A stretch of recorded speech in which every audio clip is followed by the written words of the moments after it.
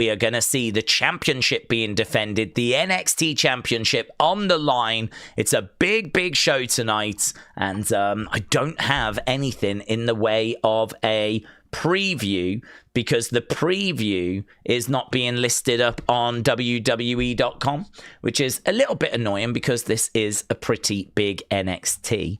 I wonder if I can find...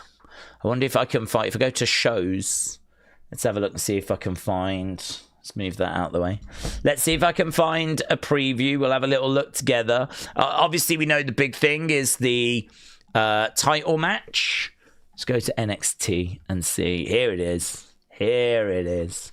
Okay, so the big thing is the championship match. So we got a ladder match to determine the next NXT champion. That is the big one, baby.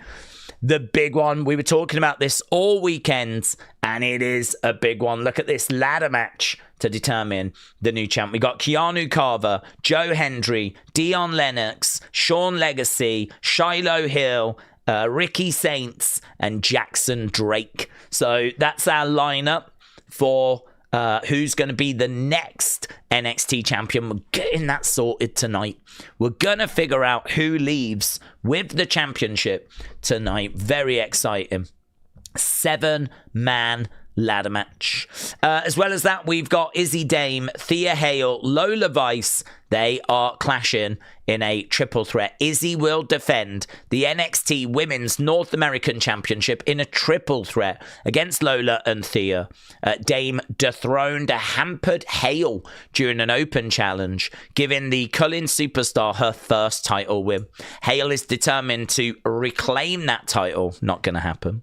Lola is on a mission to become champion. Who wins this epic triple threat and leaves NXT Women's North American Champion? So we've got a ladder match for the NXT Championship. We've got a triple threat for the Women's North American Championship. And as well as that, we've also got Zaruka.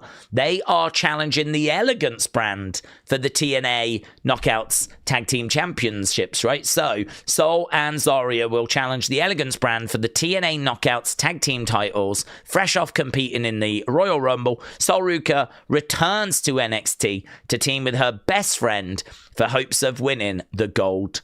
TNA's M by Elegance, Ash by Elegance, dethroned the Inspiration last month. I'm really confused because I swear I saw a post that said they had won those belts.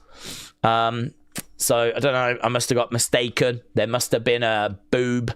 So yes, anyway, we've got a Knockouts Tag Team title match. This is going to be the Elegance brand taking on Zaruka.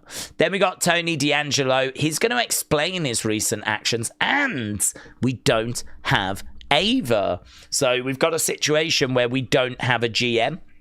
So are we going to make some progress with that on this show and actually get a new GM in place, even if it is just a stopgap? I just did a member stream where the question came up about could it be AJ. I personally don't think it's going to be AJ because it really doesn't seem like anyone knew Ava was leaving last week. So I don't know if AJ wants a little break, go back to his family, have a breather. I don't know that he wants to come straight out of wrestling and go straight into a job of being NXT GM, right? I don't know. I mean, that's for him to decide. But I would probably lean unlikely. They could put someone in place for a month or so until let AJ have a break.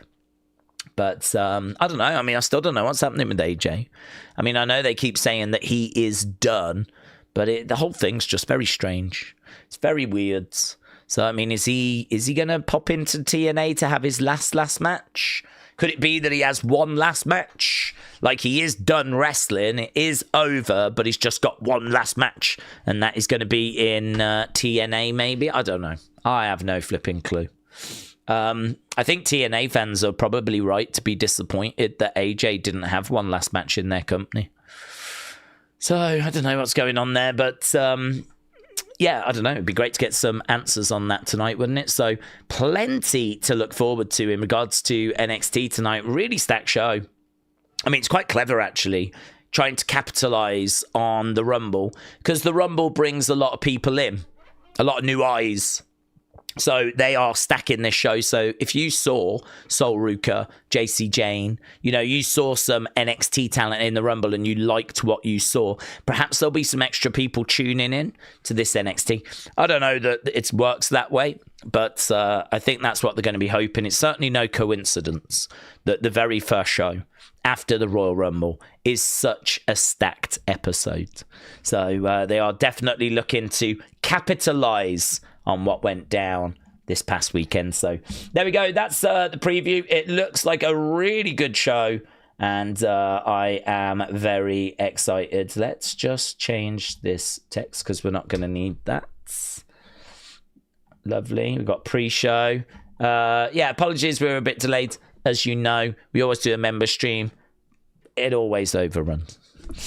Big Time said the Nielsen rating has changed. Its new rating system, and it's a positive for wrestling now.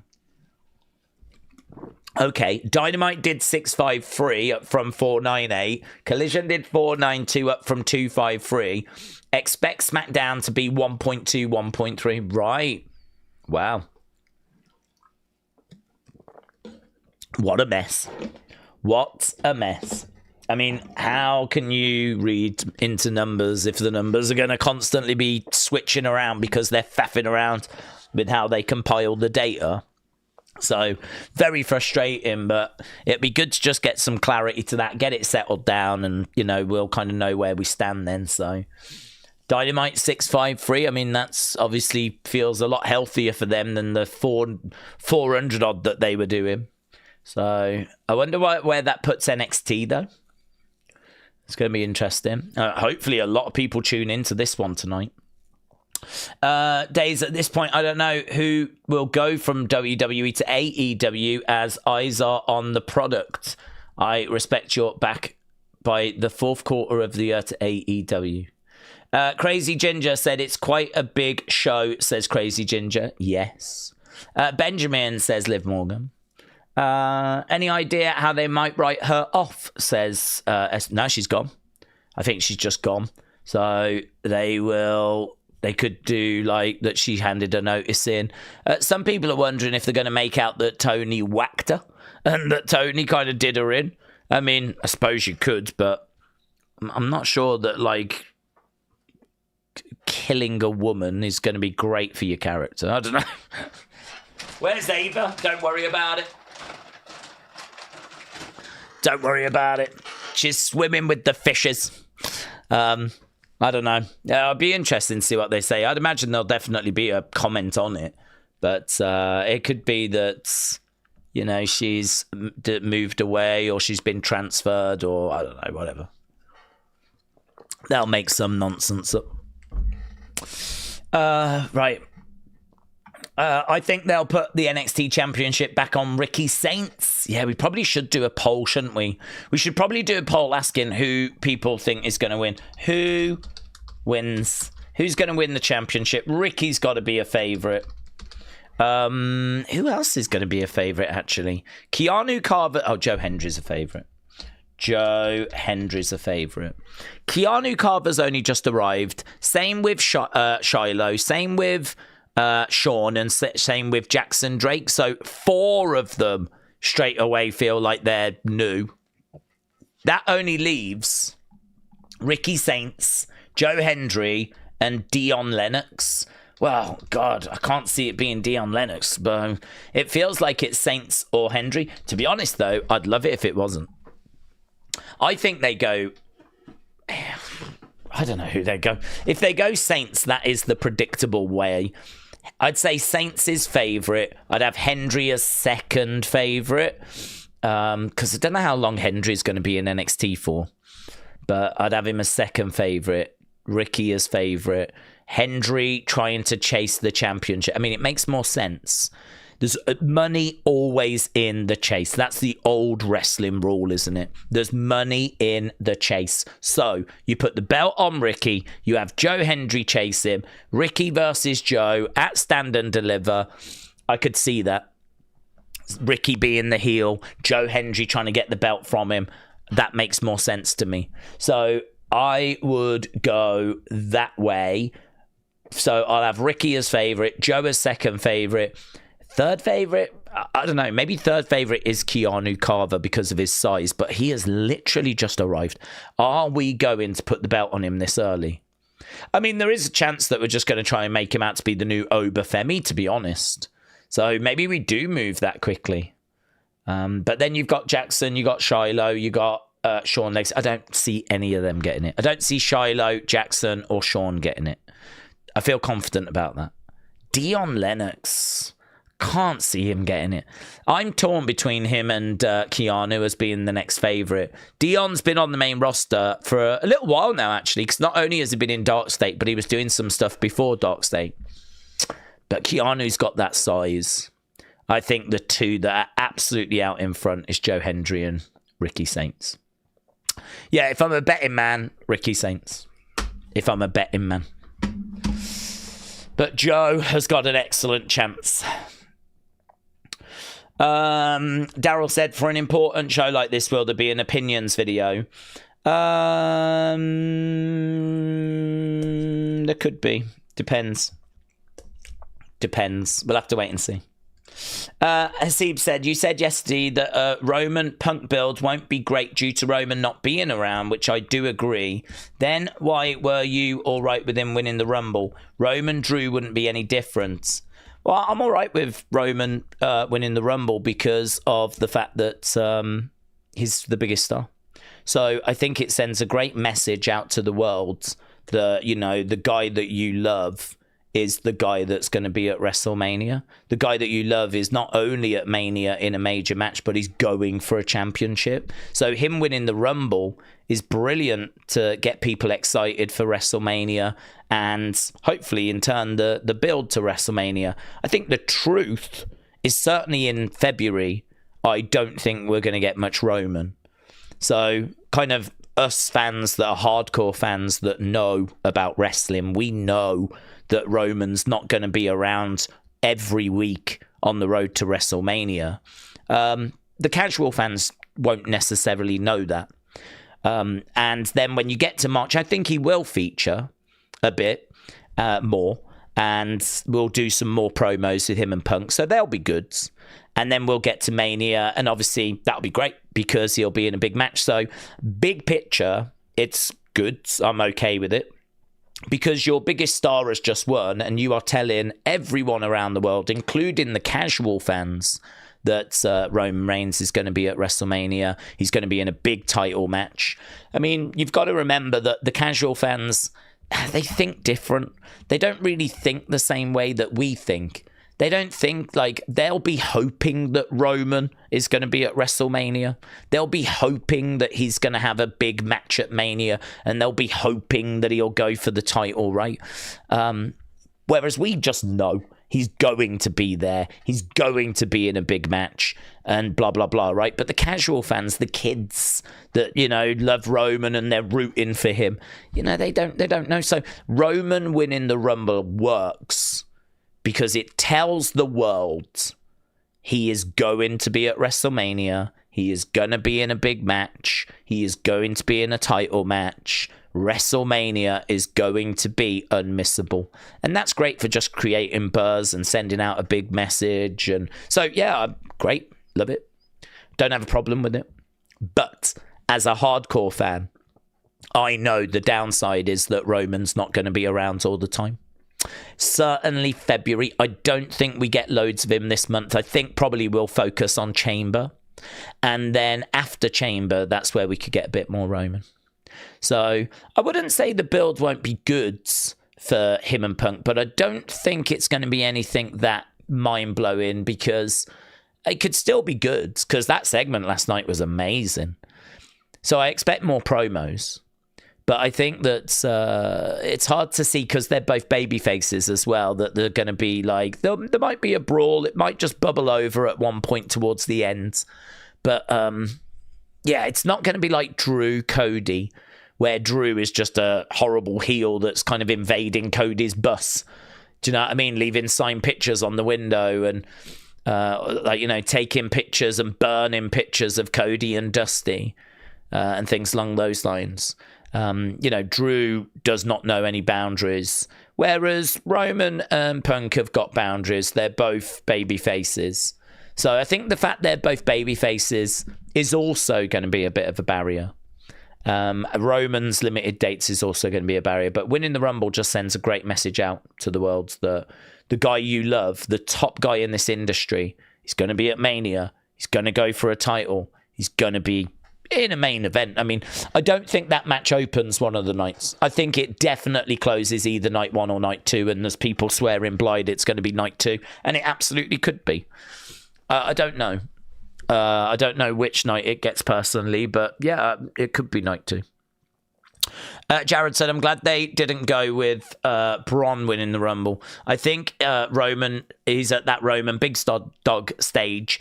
He's not at that level yet. Thoughts? Jared, hello. Shouts. Yeah, well, I don't even think he's at the big dog stage, to be honest, because I think at least with Roman, he had a size to him, and he was obviously part of the Anoa'i family. I mean, he was cousins with The Rock as well. I think Roman in the big dog stage actually had more going for him than Bron Breakker does right now. I mean, it's one thing to be part of that Anoa'i family, be cousins with The Rock. It's something completely different to be like the son of a Steiner. I mean, they're just not really comparable. The Anoa'i family that had Yokozuna and Rikishi and the Wild Samoans. I mean, think of everyone that came out of that family, the Usos. That family is just one of the great wrestling families. Being the son of a Steiner just is not comparable. And also, Roman is bigger than Braun, and I don't want to say better looking, but I don't know how to word that. More marketable, let's put it that way. Roman is. In my opinion. So I think Roman had more going for him than Braun does. So I don't even think Braun is quite at a big dog stage. I think Braun is someone that we can see is very athletic, someone that we know was the son of a Steiner, and so has got wrestling in his blood, and I'm sure has grown up loving it, which helps. So, he's got tools, abilities. Clearly, he's someone they're excited by, but often he comes out and there is just no aura. Often he comes out and it just doesn't, I just don't care. Like, what I will say is recently, probably since Survivor Series, it has been much better. Survivor Series was excellent. I keep going back to that, but that entrance for him at Survivor Series felt like it had a lot of thought put into it.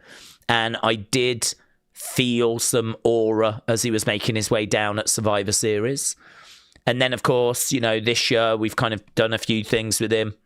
He's been suspended, getting into it with Adam Pearce. He's been a major focus on the show. I really like how the start of yesterday's Raw, he was already out. He's really good at ranting and going off right down the camera. That's something they've gone into. He wasn't doing that before, but he started doing that more recently, where when he's addressing the camera, he's just really going off at the camera, ranting and raving and just, and it was great seeing all the vision come down. Trying to calm him down, and it looked like he might have took them all out. He might have started going off on the vision. I mean, he was just losing it. Heyman's tie was undone, and he was trying to calm him down. Heyman then addresses Adam Pearce. Look at this. Look what you've done. You're behind this, and blah blah blah. And it was a really good open to Raw, and it was good for Braun as well. So the bottom line is there's work that has to be done, and that is an example of the kind of work that has to be done to get Braun to the level that they're hoping that he's going to get to. But I mean, you're absolutely right that he's not there. He's not there. But there's different ways of approaching it. Do you give him the Rumble win and go, we don't care that he's not there? We're going to get him there. And part of the way we're going to get him there is, guess what? He's a Rumble winner now. So that builds his aura a little bit. And he's going to go to Mania and he's going to be in a big title match. That's going to build his aura. And he might win that title. And whether you are feeling the aura yet or not, all of these things are only going to help build his aura. So, do you sort of bully your way there? I mean, you can do that with a heel. Don't forget, when Roman was in his big dog phase, he was a baby face. And so they sort of did that. We're going to just bully our way there. Remember when he won the 2015 Royal Rumble and he got booed out the building? That was the approach they took. They took listen, we know that this guy isn't quite connecting, but we're going to just try and force it through. And the problem is that it didn't work. But it could work with a heel. Because if you don't like it and you're booing it, that's great. If you're booing the babyface, big problem. If you're booing the heel, no problem. So you can sort of force it through. I'm also pleased that he didn't get it because I agree that he is not someone that's massively grabbing me. Do I want to sit? I mean, look, it comes down to this. Do I want to sit down and watch a Roman Reigns match, or do I want to sit down and watch a Bron Breakker match? It's that simple. What do you want to watch? You can watch one. They're both on TV at the same time. You got to pick a channel. Are you watching the Roman match or are you watching the Bron Breakker match? I'm watching the Roman match. And it's that simple. That's where we are right now. And I know that he's a growing star. And I know that, like, you know, you've got to invest in them and build them up and all that stuff. I know that. I'm fully aware of that. Right. But there's not much mystery or intrigue. There's not much there for me to be invested in. It's not even a decision. I don't even struggle with that. I don't like having to pick between the two. It's not a problem. It is absolutely Roman that I would rather sit down and watch. His matches are better. I think Roman's matches are more enjoyable. I think they're more dramatic. I think they're bigger, you know, you tend to get... I've seen lots of really enjoyable Roman matches over the years. And granted, it's not fair. He's had more. But I've seen lots of enjoyable, like, Roman matches compared to Bron Breakker's matches. And, I can include NXT in that. I think, for me, he is someone that they are working on. He is the future. He's not quite there yet. There's lots of work that needs to be done. I'm sure he'll still have a really high-profile match at Mania. But to be honest, I am glad that we're just taking a bit more time with him because I feel like we tried to move with Solo too fast. And I feel like that completely backfired. I think that really hurt. I mean, we tried to get Solo into that main event of SummerSlam against Cody, and it was just so flat. He just was not main event ready. I mean, it's crazy, isn't it, to think that we did Cody versus Solo Sikoa. I mean, it just was not main event ready for that level. So rather than like trying to force it through and, try and push it through, which, if he's getting booed, that's fine. But at the end of the day, is he big enough? Is he ready for that stage? Solo wasn't. Maybe Bron is. Perhaps you could put Bron in that position and it would work, sink or swim. I would say Solo sank. Maybe Bron swims, but I'm not really too interested to find out. I'm quite happy that we go Roman this time and then we just go Bron further down the road because Bron's like, how old is he? 28? I mean, the idea that we have to move now and it's urgent and it's, it's just not true. Bron Breakker is 28 years old. Bron Breakker could be appearing at WrestleMania 58. Easy. Could he do WrestleMania 60? I mean, it's WrestleMania 42. That would mean 18 years' time. In 18 years' time, Bron Breakker is going to be 46. So in 18 years' time, he'll be 46. He'll still be younger than CM Punk is right now. So Bron Breakker could appear at WrestleMania 60. We're just about to get to WrestleMania 42. There is no rush. So, it's okay for us to just take a little bit of time, keep building, and, get him ready for that stage. And hopefully he'll be better prepared when he gets there. So, yeah, I'm in agreement. I think it's perfectly fine that Roman got it.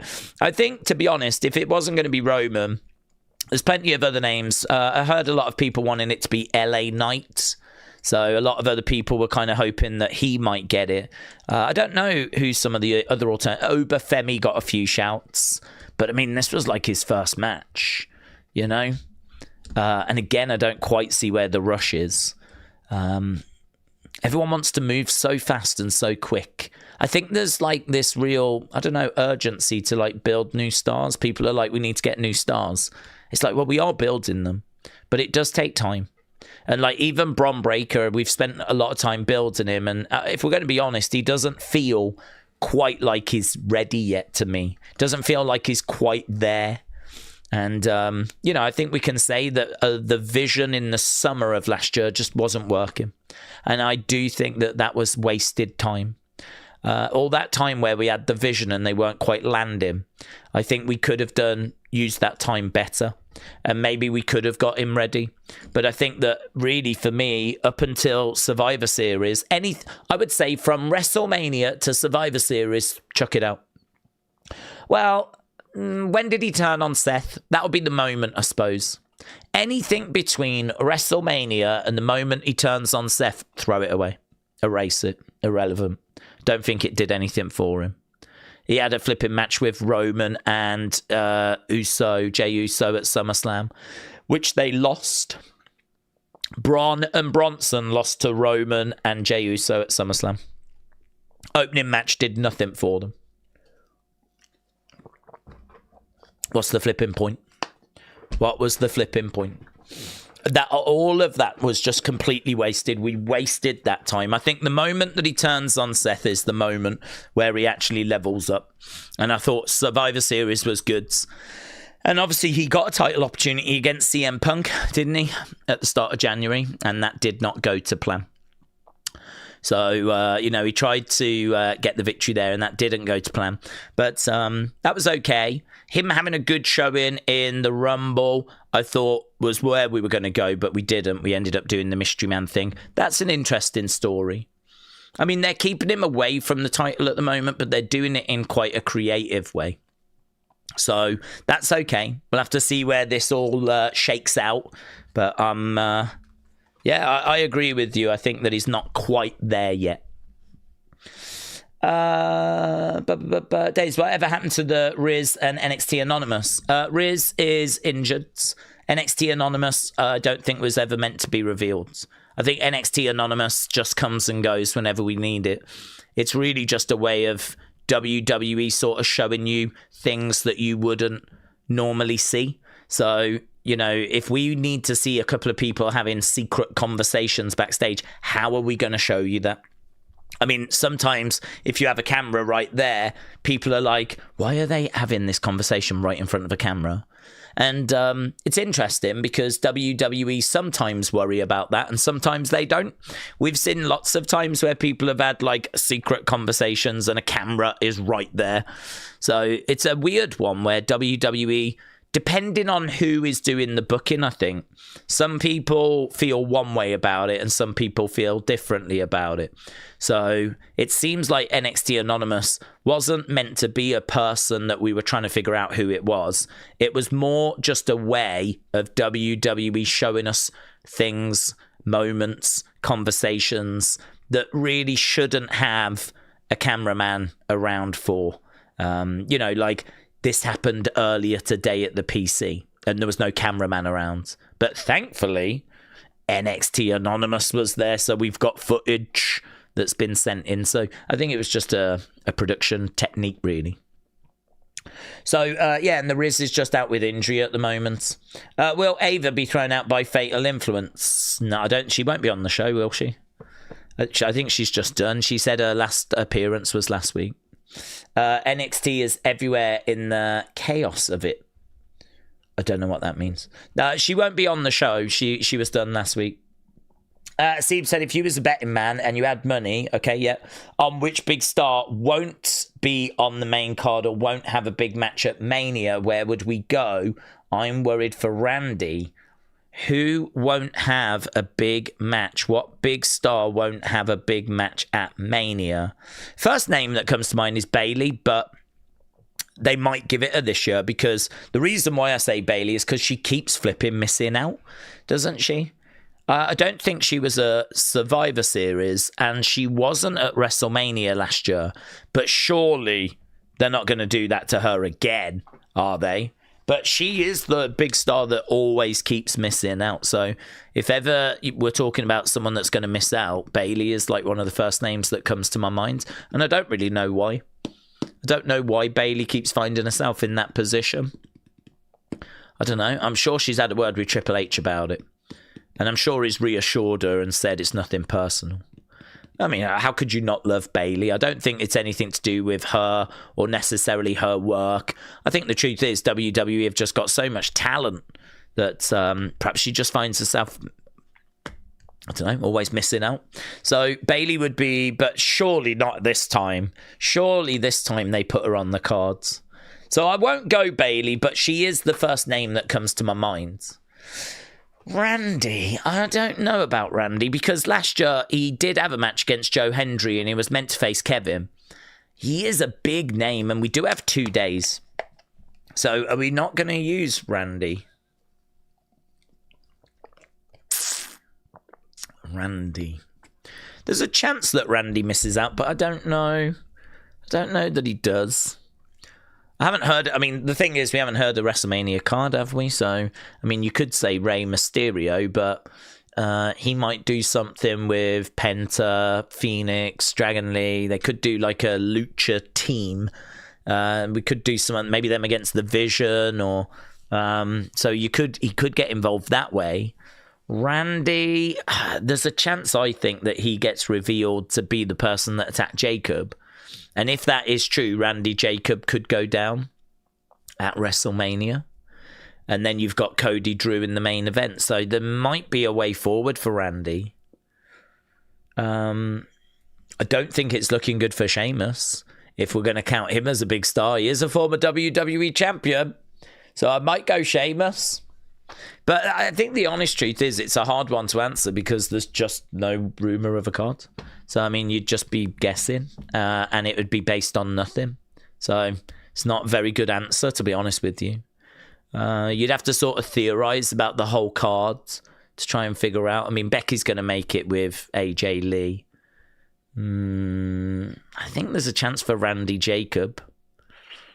I think Solo makes it. Maybe against the Wyatts. They could miss out, though, couldn't they? It could be a case that they're on, like, the flipping SmackDown before. Don't forget, they tend to do the Andre the Giant Battle Royal.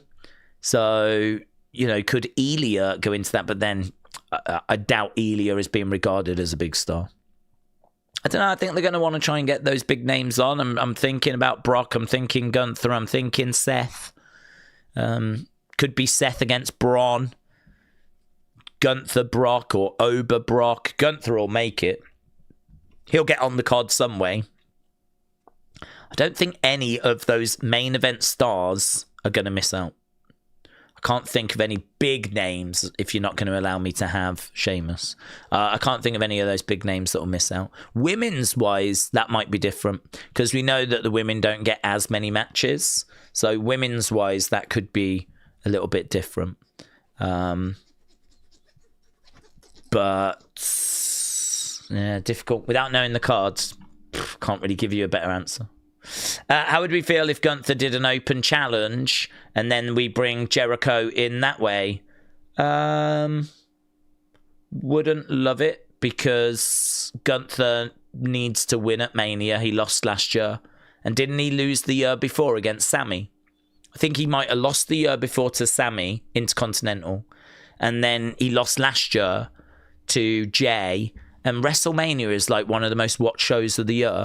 So many casual fans just tune in. Like, you can't keep having Gunther lose. So, you know, if Jericho comes back, is he losing his match at WrestleMania? Because I wouldn't have Gunther lose at Mania again. I wouldn't be crazy about it. I think there's better ways to bring him in. Benny said, what is the exact theme of Mania? If last year was casino, is it like an art theme? I'm disappointed that Italy didn't get Backlash this year. Why do we think that is? Well, there were rumours Italy's going to get a PLE. I don't know that that's dead in the water because, I mean, don't forget, Bash in Berlin, Clash in Paris. You know, all of those are not Backlash. So there is still room for Italy to get a PLE. You know, it could be Clash in Rome, couldn't it, or something like that. So wouldn't be down. I wouldn't be completely down on Italy getting some at this year. In regards to Backlash, I don't know. No idea, because you're right, that does tend to go international. This year they've put it in Tampa and there's been no word as to why. So maybe they were negotiating with Italy and it just never came through. So Tampa feels a bit like, it does feel, to be honest with you though, like a bit of a fallback, because Tampa, I mean, like they've only got two sort of homes. One of them is in Connecticut, the headquarters. The other one is the Performance Center, which is in Orlando, Florida. And they've been there for a long time, because before they were there, they were in Tampa for FCW, right? So, and wrestling has always had it's always been hot in Florida. So I sort of feel like WWE have sort of been based, and a lot of wrestlers live in Tampa, Orlando, and certainly because of NXT and FCW, which both are in Florida. So Florida is a real base for WWE, and Connecticut being the other one, right? And then you'd probably say New York is kind of like a bit of a home, but they don't really have a home. You can't really say Madison Square Garden belongs to WWE. It doesn't. It's just a venue they've worked many, many, many times. And they've got a good relationship with Madison Square Garden. And if any venue was home, it would probably be Madison Square Garden. But I'd say that relationship has really weakened in recent kind of decades. I mean, if you go back to the 60s, 70s, yes. 80s, yes. 90s, yes. But I think from like 2010s, 2020s, not as strong a relationship. We tend to do the Barclays Center a lot more now. Since the Barclays Center opens, WWE has kind of done a lot of shows there. And that has took WWE away from the Garden. But anyway, we're getting distracted. So the fact they're in Tampa probably does feel like they are in an area that is very familiar, that they've got good relationships with. Florida, Orlando, it's like a base for WWE. So I wouldn't be shocked to find out that they tried to get Italy. It didn't work out. And so they quickly had to find another venue, and that venue was in Tampa. I mean, that would make sense to me. That would make sense. I'm sure they could always try and get Orlando. That would also have made sense. If Orlando is not available, Tampa, brilliant. You know, these are places I think they can get quite quickly if they need them. So it could be a fallback from Italy, but there's no word on that. And as I said, I wouldn't give up on Italy getting something, because we can always do Clash in Rome, you know, and that could be later in the year when we would normally do like a Clash in Paris type thing. So, or Bash in Berlin. So, yeah, no words is my honest answer, but it was interesting. Edward said, who do we think will be the NXT GM? I think Mr. Stone fills in. Yeah, I could see that in the short term. Paige, Shayna Baszler, CJ Perry, Lana, or someone else. Well, I don't mind any of those. I don't think Lana. I think Paige, there's a good chance, because she was the first women's champion. I think there's a lot of love for Paige. I think there might be a bit of resistance in her being a wrestler, because I just don't think they know what they could do with her. Because, to be honest, I'm looking at it thinking I wouldn't know what to do with her now. I think the women's division has moved forwards. I think it has moved past her. I think that she was someone that would have had a great 10 years. You know, she would have been, she came up and she was around in like 2014. I mean, I think she would have had a good 10 years from like 2014 to 2024. And the kind of pandemic, post-pandemic, she would have been in the mix. But I don't think she would have been a top star. Because you look at someone like Io and Rhea, I just don't see how Paige could sort of hang with those girls. I mean, Rhea is serious aura. She is like, I don't know how Pokemon works, but I know that they level up. So whatever Paige is, Rhea is the leveled up version of Paige.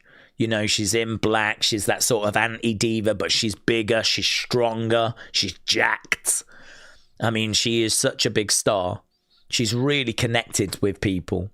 So I sort of think that Paige would have had a good run.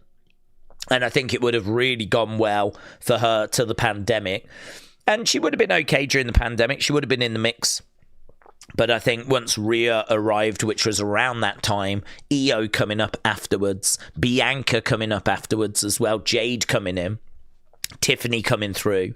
You know, it's quite clear that there's, you know, people that they see as being the future that they want to develop. Stephanie, Julia, Roxanne, Liv finding her feet. Like Paige would have been in the mix with those girls. I don't think she would have been above these girls.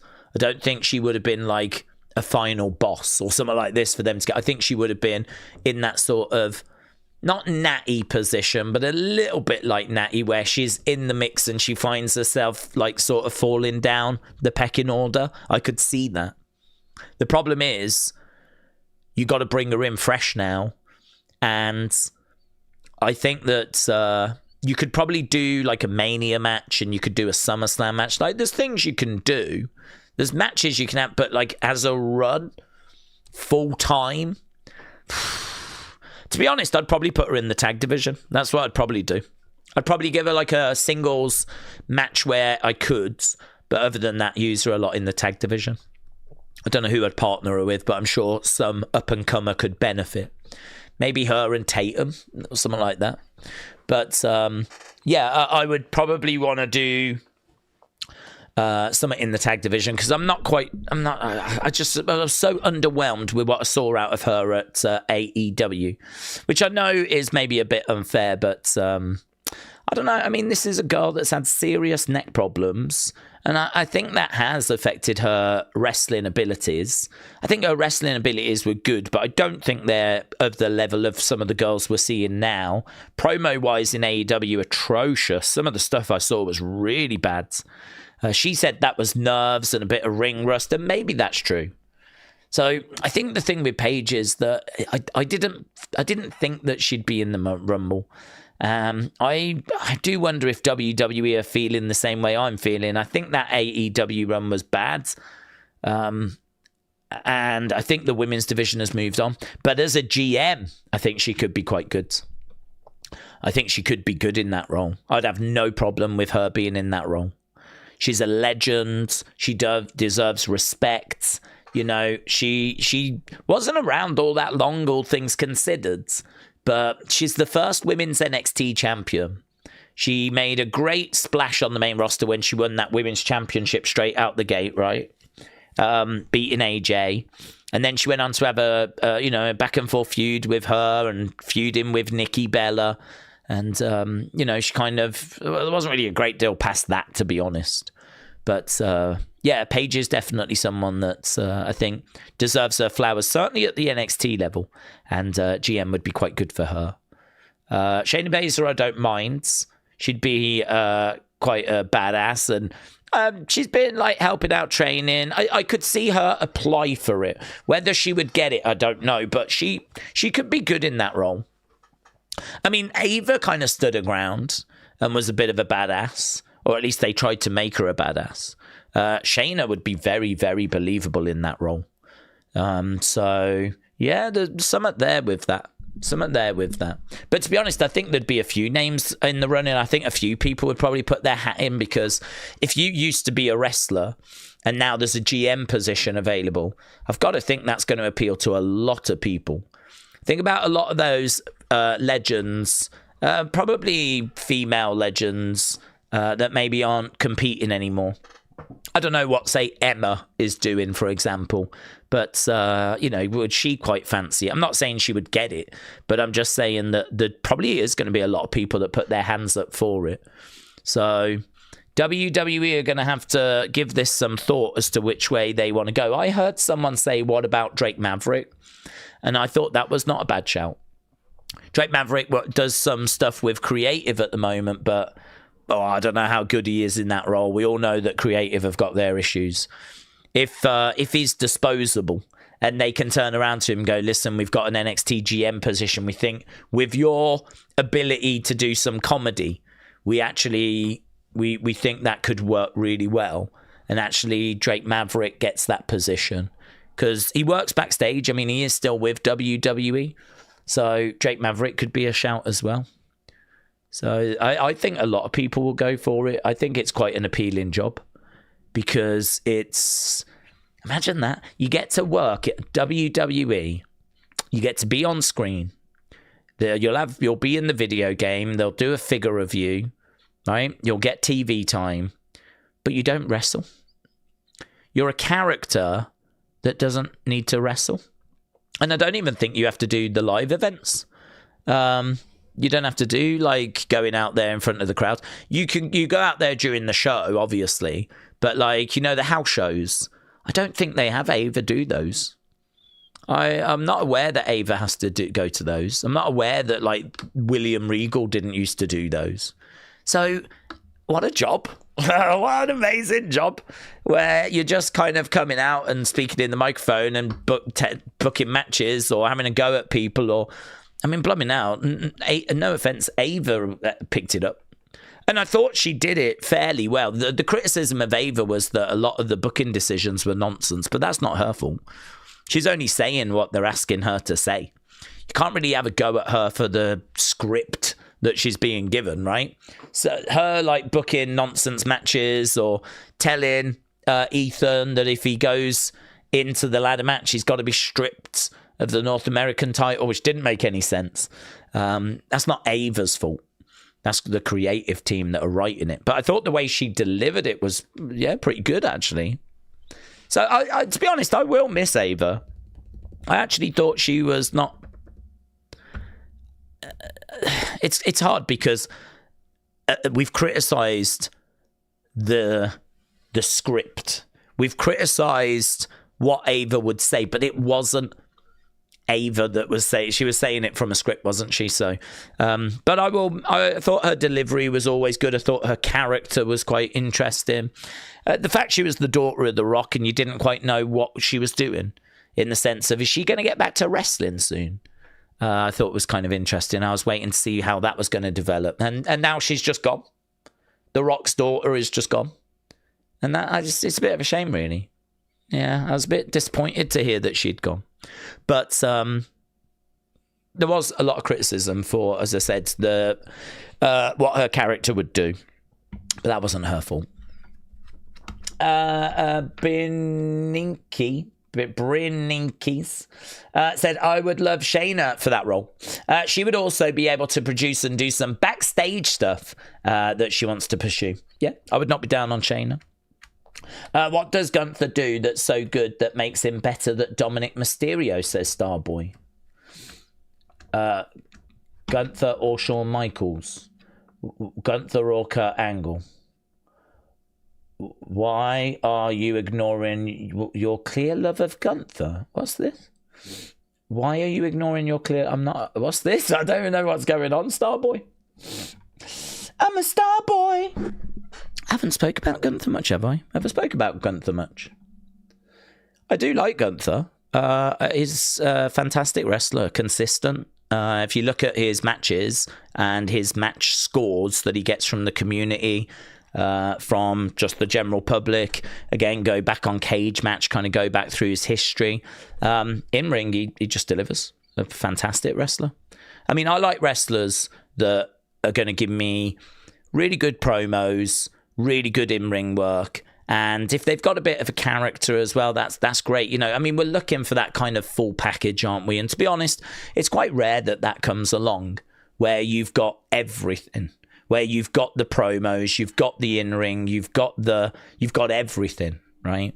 And I think for me, Gunther is not too far away. There are still things that are missing with Gunther. In-ring, I think, is fantastic. I really enjoyed his match with AJ. I really enjoyed his match with John Cena. I was not a fan of the finish with John tapping out. But the match that came before it, I thought was really good. I really enjoyed Gunther against CM Punk in the main event of SummerSlam. I thought that was fantastic. It probably went just a touch too long. I mean, I wouldn't say it was perfect. You could probably take 5 minutes off it. But, it's consistency with Gunther. Consistency. He's an again, I go back to what I said before, which is if you've got someone on that channel or Gunther on this channel, which channel are you watching?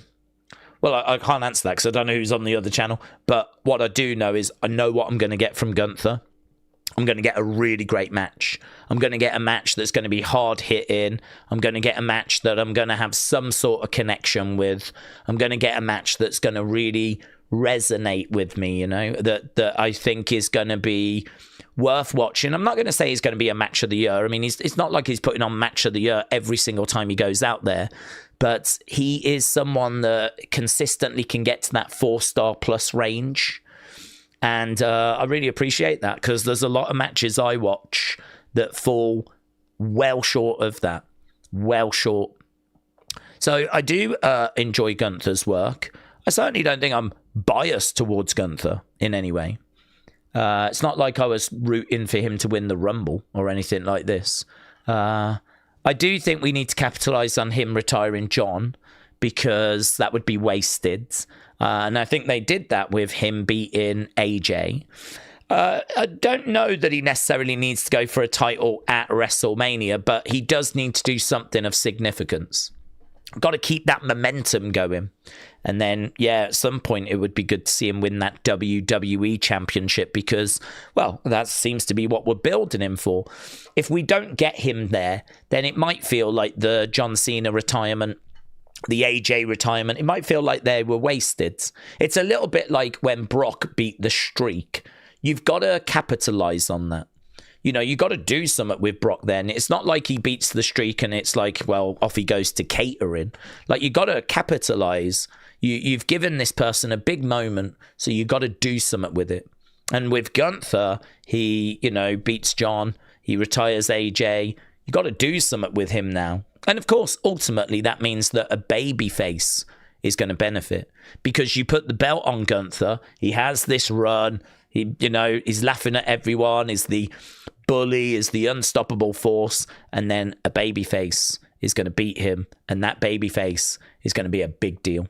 So ultimately, long run, it's fantastic for a babyface. I don't know who. Could it be Oba? Could it be LA Knight? Could it be, I don't know, a babyface turn for Trick Williams? Could it be Ilya Dragunov? I don't know. I don't know who is going to get the better of Gunther, but that would be the journey, wouldn't it? I mean, it seems to me like what you do is you put the WWE title onto Gunther at some point. Not Mania, but I don't know, later this year, early next year. Give him a run, good run, and then a babyface beats him. And, then we've got, a big moment there. So I feel like that's probably the journey that we're on. Edward said, why do we think it'll be... Oh, we answered that one about the next GM. Let's have a look. I don't think I am on top of Super Chats. Hello, Ross said, an upcoming PLE schedule on Wiki. Italy is set as end of May. Backlash is at the beginning of May. So likely it could be announced soon. Okay. So they've said that Italy might get some at the end of May and Backlash is the beginning of May. Okay. Well, there we go. Then all hope is not lost. That's interesting. Hello, Ross. Thank you, my friend. Doc Holiday said, if AJ does go to AEW, I might return watching. Also, if you are in here, Gunther, I am ready to retire. So let's tango, you son of a gun. Yeah, well, that'd be great, actually. Imagine if anyone was ready to retire and they just called up Gunther and he just came and choked you out. You worked at Target, you've been there 25 years and you're ready to call it quits. You give Gunther a call, he comes round, chokes you out in aisle 9. You work in a hospital as a doctor, give Gunther a call and he chokes you. That'd be a good place, actually, to get choked out. Immediate first aid. So, it's pretty good. I like that, Doc Holiday. Someone could do a really good skit out of that, actually. Like you see those people that dress up and they act out little skits about wrestling. you could have someone saying they're ready to retire, like dressed up with a Target shirt on. And then, you know, someone dressed as Gunther bursts through the door, chokes them out. You want to retire? You want to retire? Very good. King Notorious. You don't have to keep firing in such generosity, my friend. I keep saying you don't need to do that. Just hanging with us, sharing your thoughts. That's all we ask for. Yeah, just come, have a good time. That's all we're looking for. So, but I massively appreciate it. But you might have noticed I've shut up about the chair because I haven't got a new one yet. But I am gonna get one, and I feel like we're there or thereabouts. I got a little bit of money for Christmas. All the kind donations that have been sent over, like December and January, I'm pulling all of that together, and I am going to get like that sorted. But I've stopped mentioning it because I feel like we're there or thereabouts. So that will go towards it. But no, I really appreciate it, dude. Really appreciate the generosity, and you do not have to keep doing it. But yeah.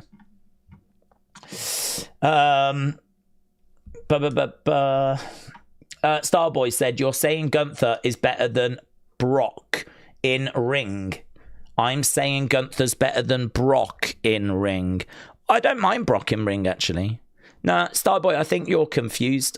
For some reason, you seem to have it in your head, and I don't quite know where this has come from, but you seem to have it in your head that I'm like some sort of Gunther only.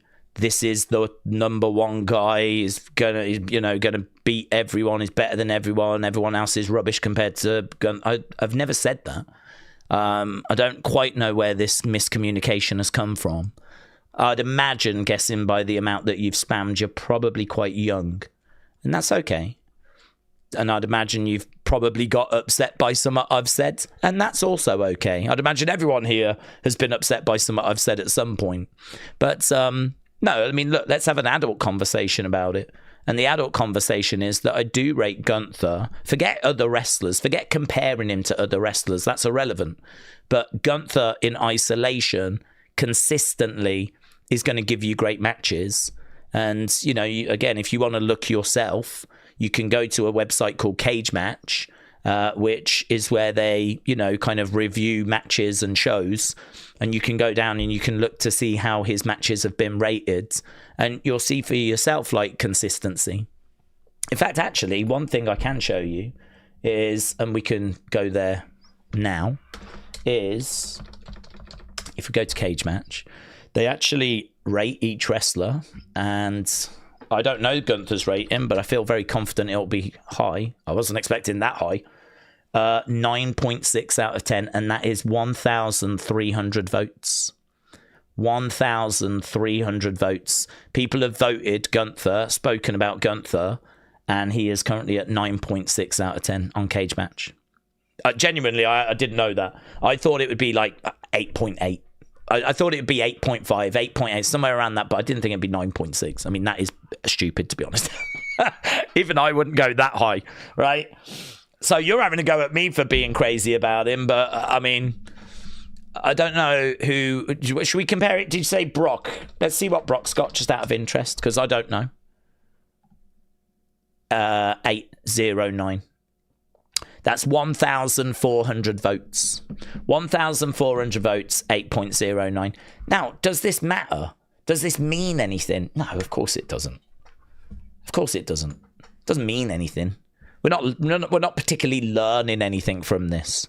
But the point that I'm making is that I'm not alone in thinking that Gunther is a really great talent, and that Gunther is very, very credible in ring, and that Gunther is very consistent with his matches and delivering really compelling, really interesting matches, things that we want to watch. So yeah, I do. I'm not going to apologize for rating Gunther and liking his work. I do like his work. And, you know, if you're upset by him, maybe you are a bit young, I don't know. But if you are young and you are a bit upset by him because he choked out John Cena or something, the only thing I'll tell you is that he wants you to be upset with him. That's what he wants. And he's achieving it. And I think there can be a bit of respect for him achieving what he is trying to achieve. He is trying to get people upset with him, and if people are upset with him, well, he's doing a good job, isn't he? So again, you kind of have to go, respect. If a heel does their work well and get hated, there is like this weird thing that happens where people go, oh man, they're so good, that actually you start respecting them. And Gunther has always been a heel as long as I've been watching him, and he's always been good. And he's always been good. And he's always kind of carried my respect as a result. So, yeah, some of them matches, certainly against Elia down in developmental, really, really good. So I would say, you know, have a little look on Cage Match and just have a little look on there. And again, it doesn't mean anything, but it'll just give you an idea as to how, you know, other people that are kind of more hardcore fans. You know, I mean, if you're into your wrestling to the point where you're going to go on Cage Match and you're going to leave a rating, I mean, you're pretty into your wrestling at that point. I wouldn't say you're a kid that's just sat at home that watches once in a while. If you're into your wrestling, that you feel that you need to leave your comments on Cage Match and you need to vote on Cage Match, I'd say you're a hardcore fan. So that is the kind of consensus from the hardcore fans, that there is a lot of respect for what he does. Lovely. Where are we? We've got 50 minutes to go. Bryn says, is it me that finds it strange that they've gone with 7 competitors and not 6 or 8? I know that we've had 7-man ladder matches before, but we could have an 8th. Well, to be honest, it was a bit weird how we got to 7, because wasn't it meant to be like Dion versus Joe Hendry? And Joe Hendry got attacked. So Dion was told, okay, you're in, right? We don't know who attacked him, and it was probably you, but you're in because, you know, we don't have Joe Hendry. And then they said if Joe is cleared, we'll put him in. So I'm guessing that we're going to find out that, yes, he has since become cleared. We were kind of talking about this last week, that it didn't really make a great deal of sense.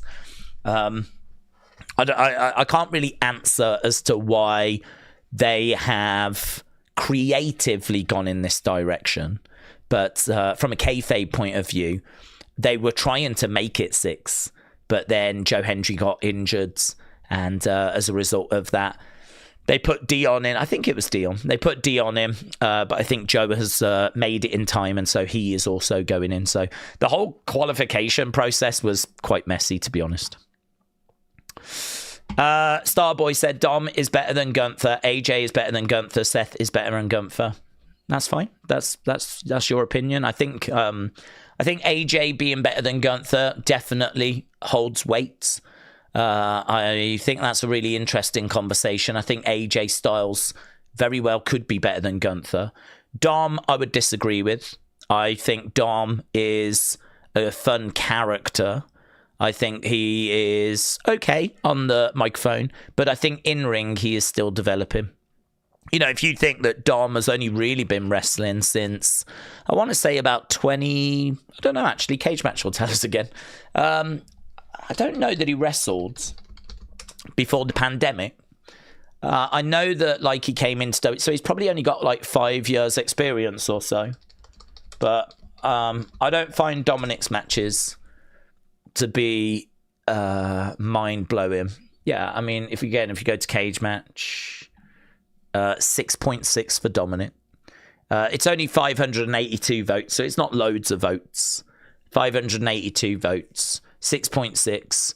I mean, look, what I will say is Dominic's 28. I think Gunther's about 39, 38, something like that. Dominic is still really young. He's got so many years ahead of him that I feel like over the past 5 years, he's been learning. It wasn't that long ago he was teaming with his dad in a tag team. That split up at Clash at the Castle in Wales, which I want to say was that 2022. So, I mean, this might be his sort of 4th year being out of that tag team, being in Judgment Day. He's definitely improving all the time. I mean, the quality of his work now is much, much better than 3 years ago. So he's constantly improving. But, yeah, for me, he is an improving wrestler. So I would disagree with Dominic being better than Gunther. You might say he's got a better character, but in ring, no, Gunther's better than Dominic.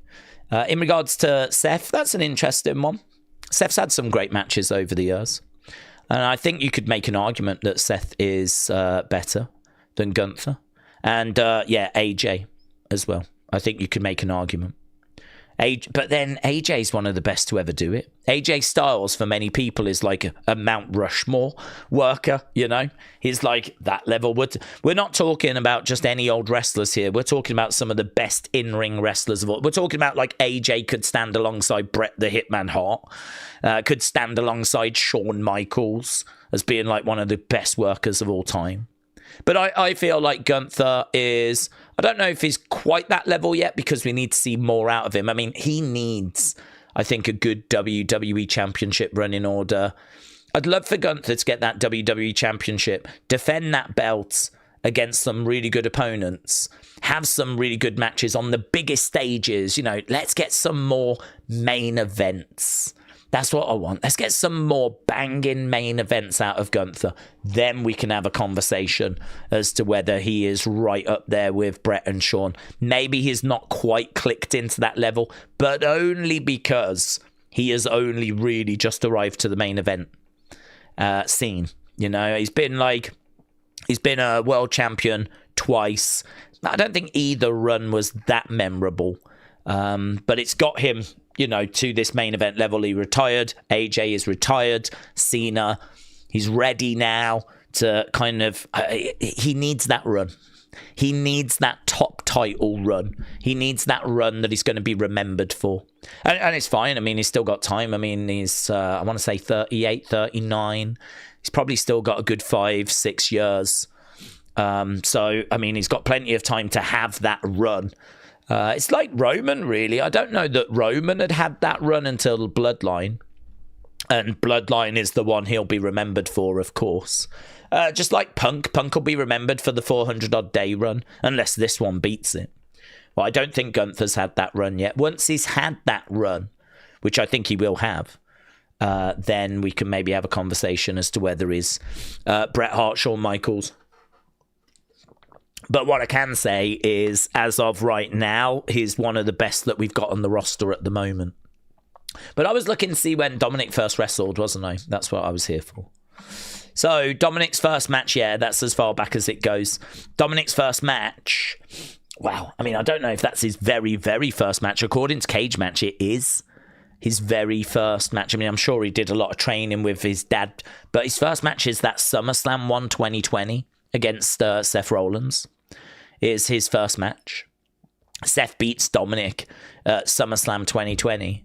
And then after that, you know, this is what we've done. So his first match being, you know, 2020 during the pandemic.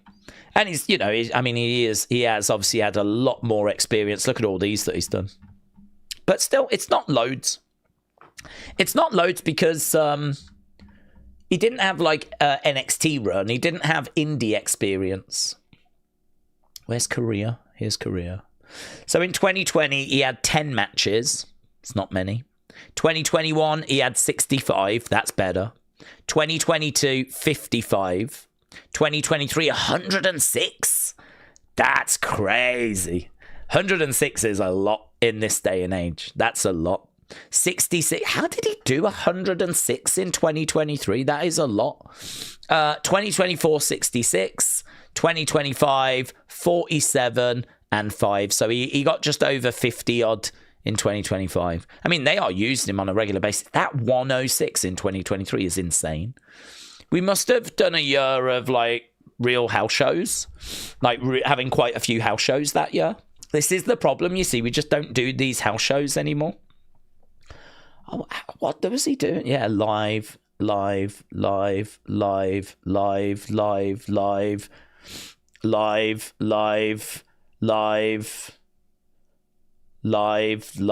no, that one isn't. Is it? Yeah, live.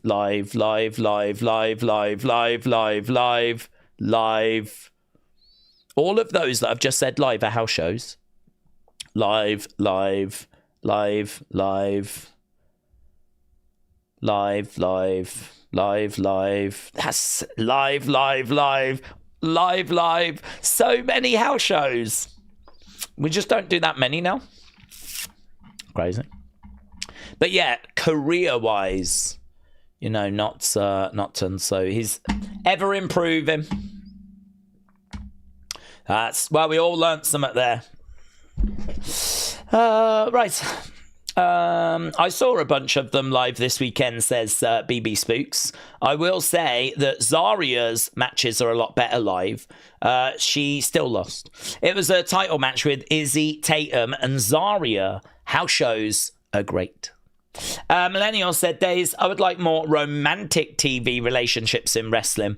Just a bit of salt and pepper. Love, kisses, and lust equal views. No, house shows. How does WWE test new match types? Says Jim. Well, they don't, do they? I mean, this is the problem, really. Not only, it affects so many things. I mean, it's great for development. If you get called up like Keanu James or Maxine Dupree or, anyone that's just come up, Roxanne, who's still in her early 20s, you don't want your only matches to be the ones that you get on Raw or SmackDown or PLEs. You want to do other matches where the camera's not on you. And, you can try some stuff. And you can make some mistakes. And it doesn't matter. I mean, the only people that are going to see it are people in the room. And all right, someone might have filmed it. And it might end up on like flipping internet, but at least it ain't being beamed on TV and it's not in like some sort of meaningful match. It's not at WrestleMania or something, right? So house shows is where you can try some stuff. You can make mistakes, not like terrible botches, but just, you might try a new move and it's not quite working. Or, I think Sol Ruka was trying her double soul snatcher on live events before doing it on NXT. You don't want to do a move like that for the first time on TV. You don't want to, a new sequence of moves. You don't want to do those for the first time on TV. So, yeah, it's not only is it great for development and evolving your skill set, it's also really good for chemistry with your opponent. Like, you can really work a match out so that when it's on TV, it's better. And as you said, WWE can try a few new things themselves. There's great benefits to live events. It's really good as well, as Bailey said, keeping your body sort of calloused. So your body sort of gets used to taking bumps. If you're like taking bumps all the time, your body just kind of toughens up to those. And your body is in a position, a situation where it's just, I don't know, it just gets used to them and they're easier to take. And if you have a match like once a month on TV, something like that, like it's so much harder when you're not in the rhythm of it. So yeah, live events, they do a lot, and I think WWE are really feeling it not having them around. Bailey was saying she hopes that some will get like reintroduced. Yeah, we could drop a few more in because they are so beneficial. Sean said your biggest rival is the alligator that you fought in that pool. Yes. Good memories, that was 2018. That was so long ago. That was September 2018, and it feels like it was yesterday. That's like nearly 8 years ago this year, and it seriously feels like it was about yesterday. That does. That is so crazy. It was September 2018. Went to Florida, got a little Airbnb place, little like apartment place. Which was really good. I mean, it was about the same as a hotel room, a couple of hotel rooms, but you get your own sort of apartment and you get your own pool in the back. And it was great. Absolutely brilliant. Loved it. The only down is that you are a little bit away from the parks or whatever, right? But I went with my parents and my brother. And so they rented a car. It was like a family holiday. Rented a car, and that was it. I mean, I can drive, my brother can drive, my dad can drive, my mum can drive, everyone can drive. So rented a car, And we were just able to get around very, very easily. So it was not a problem for us.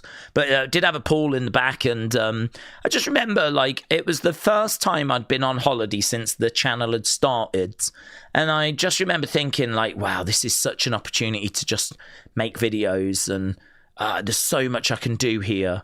And I remember there was, like, several toy hunts that came out of that. And that video came, because I looked at the pool and I was like, I've got to be able to do something with this. I've got to do something. So I was like, I'll just do some wrestling moves. Just grab that inflatable, do some wrestling moves, and just have a bit of fun. Just put a fun video on the channel. And I do miss those days. I think the channel was really, I mean, I love the channel now because obviously we do watch-alongs and we do a lot of conversations and we try to have fun when the shows are on. So there's a lot that we kind of get our teeth into, but yeah, there are fun videos are missing. And it's just taken a lot longer than I envisaged to get those fun videos going. I want to get some fun videos going. My big project that I'm trying to launch this year is I'm trying to build up my folders so that I've got one for Rhea and I've got one for Roman and I've got one for Jay, and I mean I would show you, but I haven't got it set up. But I've probably got about 40 or 50 different folders where people have sent me stuff and I've gone, that's good, I'll put it in that folder. So that goes in the J folder, that goes in the LA Knight folder, that goes in the Rhea folder, that goes in the Roxanne folder, that goes in the Seth folder, that goes in the Becky folder, that goes in the Bailey folder, that goes in the house show folder, that goes in the merch folder, that goes in the video games folder. I've probably got 40, 50 folders that I'm trying to build. And once I get them to about like 10 items in them each, I can just start doing videos. I'll be like, guys, welcome to this Rhea Ripley video. Let's have a look at some of the fun things we've got for Rhea. So here's Rhea, right? And we'll just go through. And it'll just be every day, ideally, a different fun video on a different wrestler. And it'll be like Unseen, but just fun and on a specific topic. And that, to me, is what the channel needs. That, to me, is going to be fun content that I think everyone's going to enjoy. I'm going to make it as humorous as I can, as entertaining as I can, as interesting as I can. I mean, I love that fun folder in Unseen. And the reason I took it out was because I wanted to do these folders. But they're just taking so long to build. What's happening is that I'm getting tagged in stuff, and rather than it fill in a folder, it kind of creates a new folder. I don't know if I've got a bit too ambitious, because I'll get sent some on J, and so I'll put that in a J folder. I'll get sent some on Rhea, I'll put that in a Rhea folder. Rather than just gather it together and do a fun video, I'm trying to theme them. But the problem is, I just seem to be creating more new folders than actually adding to folders. So it's really, I really thought I'd be up and running with it now. But I've got a load of folders that have probably got like 3 or 4 items in, and I'm trying to get them to 10. So that's my problem. So yes, the having fun in the pool thing, love that. There was a water slide thing that I did. There was putting a figure in a microwave. I mean, go back on the channel. There's loads of fun videos. But I'm desperately trying to bring fun videos back, but it is just taking a bit longer than I would like. Doc says they could do a house show championship that only gets defended during house shows, streamed on platforms. Maybe call it In Your House. Oh, that's good. I like that. In Your House. Very good. Daze, at what time or what moment did you let yourself a bit more loose with the channel? Your first videos were serious, but then you went insane. Yeah, to be honest, I mean, when I first started the channel, I just wanted to talk about wrestling. So really from the beginning, I wanted to do this. This is why this is so easy for me to just talk and talk and talk, because this is what this channel was always meant to be. But because I was at work, I couldn't watch the shows and do watch-alongs, because sometimes I had to get up for work like a few hours later, and I would have been no good at work. I mean, I'm not someone that can have a couple of hours and then get to work and be brilliant, right? I need to have sleep. I need to look after myself. I need, if I'm robbing myself of sleep, I'm just going to pay the price during the day. So I need to make sure I'm getting good sleep. I try to get good sleep now. Otherwise, I'd be doing these watch alongs and I'd be like, I'd be struggling. So the fact that I'm, if I'm not streaming, I always make sure I'm getting a good amount of sleep. So the bottom line is, I was talking about wrestling, be it predictions, be it reviews. Some of those early videos are quite serious, but I think I do a figure video as well, because I just started getting into the figures again, and you can see my collection is really small. It's in the background, tiny, and I just started picking them up. Actually, it was a bit annoying. I actually bought a load of figures just before the channel started. It would have made a fantastic toy hunt, and that's one that got away, to be honest. There would have been a fantastic toy hunt at the end of 2015, because I remember at the end of 2015 doing a big shop where I went and bought figures, and I bought an Elimination Chamber set, and I went out and I bought a load of stuff in 2015. And that would have made such a good toy hunt. But I wasn't thinking about that at that time. And I started the channel early 2016 to talk about wrestling. But because I was getting figures and it was wrestling, I started doing that, and that got more attention. When I did a toy hunt, it got way more. I mean, my early videos were getting 15 views, 20 views. I mean, if you're in a situation where you start a channel and that's the kind of thing you're getting, that's where I was. But then I did figures, and that would get a few hundred views. And I think I did a toy hunt, and it got 1,000 views. And I was like, well, I mean, okay, but that clearly is what people are looking for. So let's do some more of that. So then I started to do more figures, more figure reviews, tried to make them fun. And it just naturally sort of shifted that way. So it wasn't really by design. It was more just the channel told me that was the way I needed to go. And so I went there. And I mean, yeah, people loved it. They loved the toy hunts. And without the toy hunts, we wouldn't be here now. Without the toy hunts, I don't think this channel would be, I don't know where we would be. I really don't. Because I think the truth is that I probably would have kept getting 20, 30 odd views. And I think we would have just faded away. But, the figures, the toy hunts, it showed that there was life in this, and that really set everything on fire. So it's been a journey, and I feel sorry for those that are trying to start out now, because if you're trying to start out, everything is so cluttered. I will be the first to admit it was probably easier for me when I started. I don't think there was as many people around, and I think that you could kind of do, if I was to do some of those videos now, I don't think they'd get the same reaction. I think that they're of their time, and I think it was less crowded, and I think that I was very fortunate. And I think, like most things in life, there is a degree of luck. And as much as I'd like to think I'm, good at doing this, I think we all know I'm not. And I think I was just really lucky, actually. So I'm very fortunate. I'm very grateful for that. But the fact that we're here 10 years later, and the fact that we've got a community, and the fact that we talk about wrestling now, and we don't do the toy hunt. I mean, I think I did one toy hunt last year. And I don't even think it did that many views. So this channel does not rely on toy hunts anymore. So we've actually evolved the channel. The channel has gone from that to now being what it is. And the channel has changed, and it has evolved. It's evolved into something that it was always meant to be, though. It's become what it was meant to be.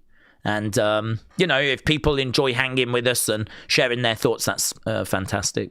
Love talking about wrestling, and long may that continue. But we do need to get fun stuff on the channel, because, to be honest with you, the growth of the channel was really, really good during that toy hunt period. It's not as good now. The channel, you don't see it kind of growing as much. We're not really reaching new people as much as I think we should be. I think when we were doing toy hunts, we were reaching people, and we were doing a really good job of bringing new people in. And if you don't grow, you're probably going to die in this world, because, there's people coming and going all the time. People's lives change. You know, they might have watched you when they were at college. Well, guess what? They got a job now. They might have watched you when they were at home or just about to start a job. Well, guess what? They got a family now. And now they can't join you. So there's, you know, maybe they don't like your content anymore. That could also be a possibility. But so there's people that come and go all the time, but you have to attract new people. Otherwise, your community is probably just going to get smaller and smaller. The fact that we've been around 10 years is an achievement, but I want to be here in 10 more years, you know? So we do need to try and attract new people. We do need to make sure that the community is always in a healthy place. And I think one of the ways to do that is, obviously, I can't do much more with the streams. I don't feel like I can. We stream for quite a long time. Maybe I can get to some more comments, and maybe that's something I need to work on. But I think that getting some fun content onto the channel would be a really good step forward. Wrestler Andy said, do we remember Undertaker's decade of destruction? How does it feel to have been doing YouTube that long? Well, you must have been doing it that long as well, Andy. When did you start? Me and Andy did a figure video together. Oh, Andy, it's got to have been 9 years ago, was it? Because I think I was in Southampton when we did that video, you know. I'm pretty sure I was in Southampton. I think that must have been about 9 years. And I'm not going to just say this because Andy's here, but Andy is a real inspiration to me, and should be to many of you, because I remember Andy making fantastic videos. Andy has always made fantastic videos, but I remember Andy making fantastic videos. And I remember seeing that, like, you know, the views weren't quite coming through for him. Certainly not compared to the quality of the videos. And I can remember a few times, actually, I watched Andy's videos and thought, man, how is this not getting more love? How is this not getting seen more? Like, I was trying to think, like, how does this catch fire, you know? And Andy kind of worked it out and managed to get like a thumbnail that was really striking, managed to kind of, you know, dig into like wrestling sort of histories and like really dig into the backstory of wrestlers, and then dig into other things. And, you know, his channel just exploded, and rightfully so, because it should have exploded from the beginning. So Andy is someone that has put that work in, put that grind in. And nothing but Andy, one of my favorite YouTubers, nothing but respect to Andy. Putting that work in, putting that grind in, getting the result. And I've got a lot of respect for people that do that. A lot of respect for people that do that. There's a lot of people, like Dave as well, Dave in real life. I mean, you just see the work he puts in. Content coming out all the time, different things, trying this, trying that. Trying to do a movie watch-along, a wrestling watch-along, a toy hunt, trying it as a short, news videos. I mean, Dave is someone that also grinds. It's not set fire for him quite yet. But hopefully that's just around the corner for him as well. And, you know, I went through it at the start. I think it took me 6 months to get to 1,000 subscribers. And to be honest, the bulk of those came towards the end of that 6 months. I don't know where I was after 4, but I felt like there was a good period of time where I didn't feel like I was making much progress. You know, you'd gain like an extra sub each day or something, and you'd be like, oh, okay. And then I'd be at work thinking, what the hell do I have to do? How do I make some progress? And I think everyone goes through that, to be honest. So yeah, it's pretty crazy that it's been 10 years. I don't really think about it, to be honest. It just has gone so fast. So yeah. I would love to get an update for the stream overlays, says Wham. Looks like a 2016 stream. I think a bit of a better presentation could be good for the channel. Yeah, maybe. I don't know. I don't mind the overlays, if I'm being honest. I like the backgrounds. I mean, I like the fact we've got the chat on screen. Yeah, I like the backgrounds. Maybe, I don't know, do we maybe not need the bar at the bottom? But I don't think you're going to get anything too exciting if I take that away. I've seen some like clips from other reaction channels. Obviously, sometimes they get shown on screen. Sometimes they get recommended to me on, you know, YouTube or something. And it just tends to be them, full screen, with a little chat in the corner, a bit like Speed has. Personally, don't think that's that special. I don't really think like that's anything like I need to move to that, you know. The other thing as well, not many people using green screen in this day and age, but I don't see that as a negative. I see that as a positive, because I keep saying to people, if you want to stand out on YouTube, like, you got to do something different, and standing out is the best way forwards. So I think, you know, you've got to do something that makes you a little bit different from everyone else. And if the background and the presentation feels a bit different to everyone else that's out there, I'll take that, because I think that's actually a positive rather than a negative. So, I don't have any plans to change anything. Although I do think that this one looks nicer. That one's got a bit more of a pattern to it, rather than it just being a block colour. Whenever we do Evolve, I always think the Evolve one looks nicer. So, I don't know, perhaps it can be spruced. I don't have any plans at the moment, though. Maybe it's that streams can be a bit cluttered, but I think everything on screen ain't unnecessary. Yeah, well, I've tried to just move. I mean, we've moved it around a few times, you know. I mean, I like this at the top because anyone that joins us might not know that we are here every week and what we do. So, but I have made it smaller. The community stuff, the community appreciate that being there.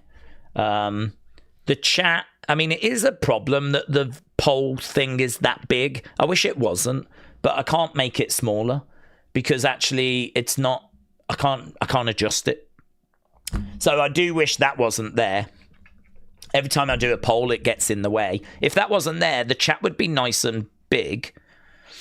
And all of it is on that side as well. Like, I don't feel like it's in the way. This bar at the bottom, well, we could make it smaller, I suppose, but I don't know. Yeah, I don't know what I would lose, to be honest with you. I'm open to ideas. I'm not down on this conversation. I'm always open to ideas. Not something we ever talk about, to be honest. But, yeah. Daze low-key bragging about the size of his poll, says Rob M. Martin said, if you click 3 dots, it gives you options for the chat. If you click 3 dots, it gives you options for the chat. Well, it does. But I don't think it gives me any options for this. I mean, what does that do? Oh. What's that do? Oh, you can turn them off. That's good. Do you know, I never click the things.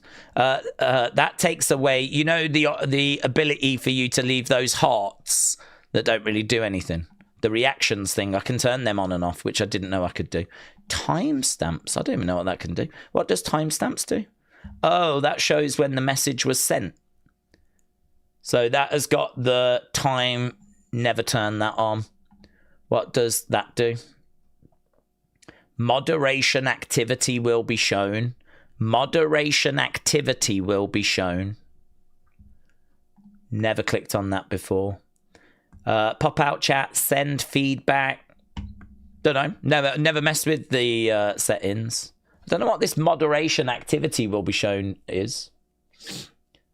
Do we need timestamps? Is that good or bad? I don't even know.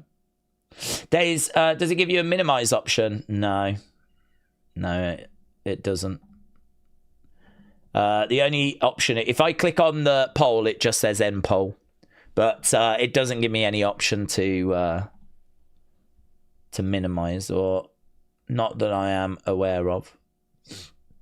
Not that I can see anyway. Oh, I don't know if I like. I've messed around with these settings now. I don't know if I like that. I don't know what we've got.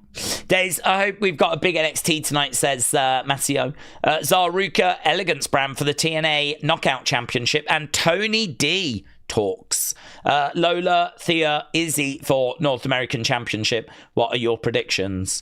I'm going to go Ricky. Only because, and I think Joe has got a great chance, but I'm going to go because of the fact that I think it makes sense for him to win and then have Joe Hendry chasing the belt, right? It might not go that way. It might go with Joe. Then I think Izzy retains. She only just got the belt. It'd be a bit crazy to take it off her. So I think Izzy retains. And it's hard for me to predict Elegance Brand against Zaruka because I don't know what the Elegance Brand have been doing. I don't know if they're credible champions, how long they've been champions. I don't know anything about them. So could they drop the belts to Zaruka? I don't know. Is my honest answer. The only thing I can tell you is that there are issues brewing between Zaruka and Zarya. And actually, Zarya might be upset with Zaruka for not telling her that she was going to be in the Rumble. So she could be upset with her. So, I don't know. Is it going to be a case that this is where we actually get them snapping? Could it be that we actually get Zarya like murking Soul tonight? I mean, this is a big show. I think they're hoping that there's going to be extra people tuned into this. So, I don't know, man. This is it's going to be a tricky one, this. It's going to be a tricky one. I don't know quite which way this is going to go. I think if I had a gun to my head, I'll say Elegance Brand retain. And that Soul and Zarya may snap tonight. It sucks for us if you click answer or click the top part of a poll box, it minimizes it. Yeah, well, it is minimized. This is the perhaps I wasn't explaining it well, but right now what I can see behind the scenes is the word Joe Hendry, and that's it. The poll is small and it just says Joe Hendry, so it's minimized on my chat, but it doesn't minimize it here, and I don't know why.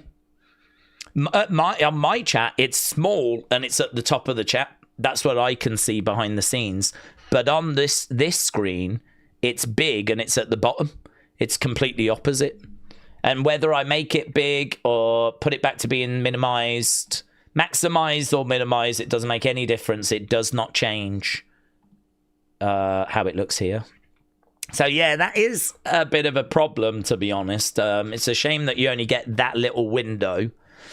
It's not a great deal I can do about that.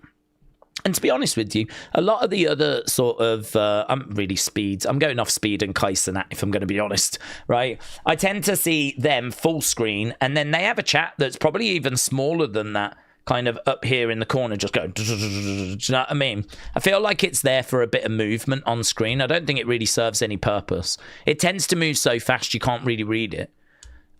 So... yeah, I don't know. That feels like the current way of doing it. Certainly on like maybe a Twitch or something like that. It tends to just have this little... and they always go, hey, chat, what do you think about this? And I think I'm meant to call you guys chat. But I don't. I say community. Because I'm old. Do you use OBS? I do use OBS, yes. What if Keanu Carver wins and then Ricky goes to SmackDown, maybe mid-card? Imagine if we do Ricky Carmelo. Also, Zaruka is losing, in my opinion, because Soul is so close to the main roster. Well, Keanu has a chance. I wouldn't say he was favourite just because he's only just arrived. So... it would just be wild to think that in pretty much his first match he's going to come in and win the NXT Championship.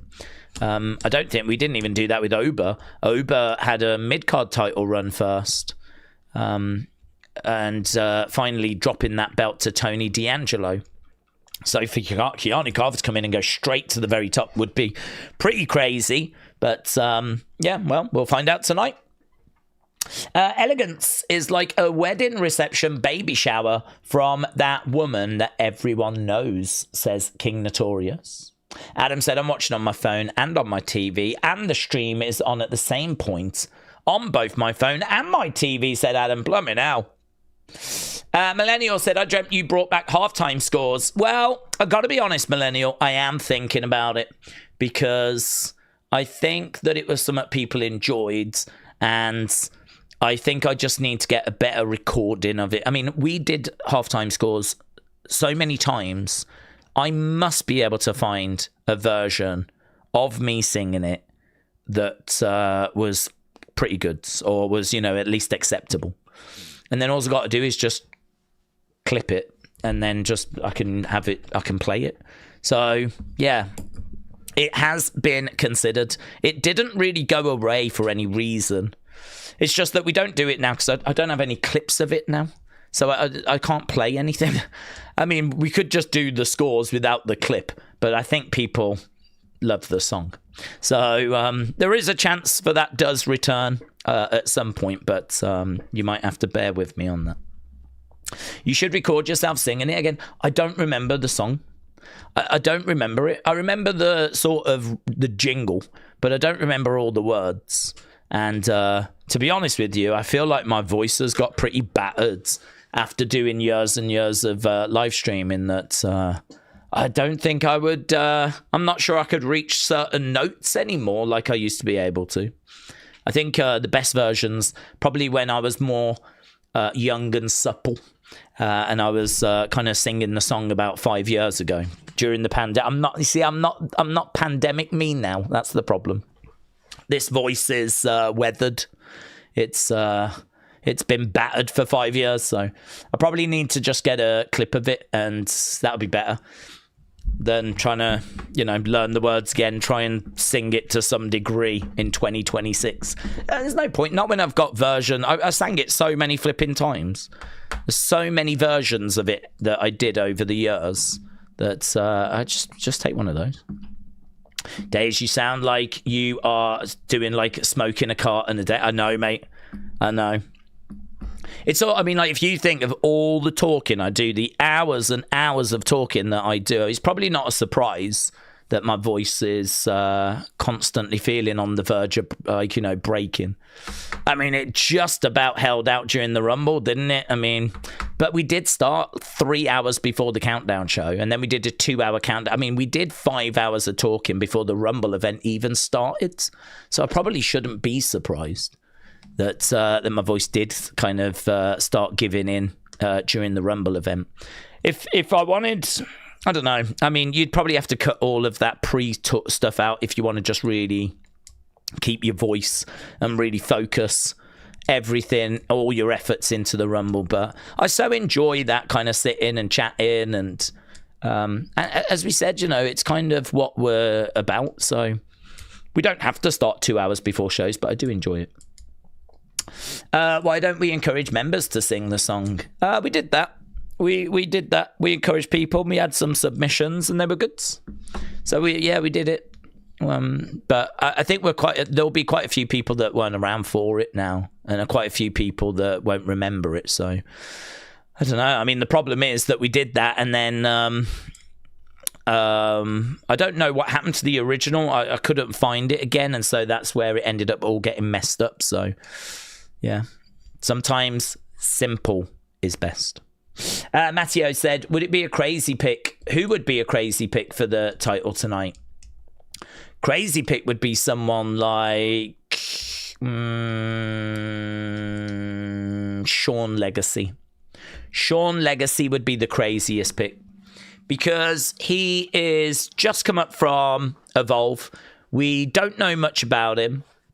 He is a good wrestler, but I don't think he's over with the fact. You see, Shiloh gets a little bit of a reaction. So I'd put Shiloh ahead of Sean.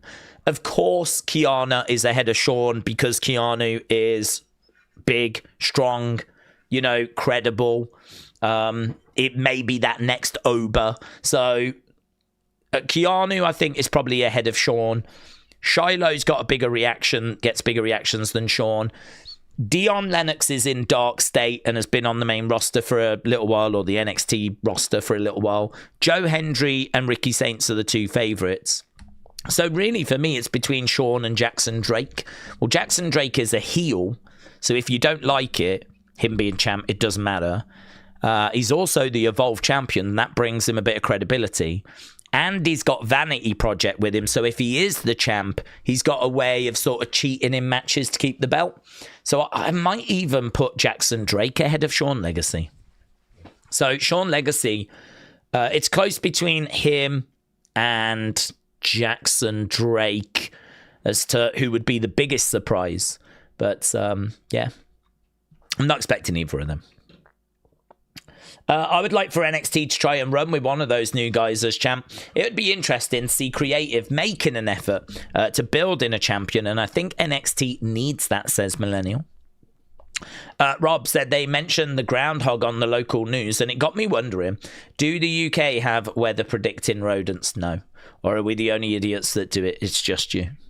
We know of it because Groundhog Day was such a massive film around the world that we are aware that it happens. And Groundhog Day is probably the film that educated us about it. I would imagine people probably had heard about it before then, you know. Kind of one of those quirky, did you know in America they do this each year type things that probably pops up on a show somewhere, or, you know, gets mentioned on the news once in a while or whatever. But Groundhog Day is the way that I heard of it, and I think that's the way a lot of people found out about it around the world.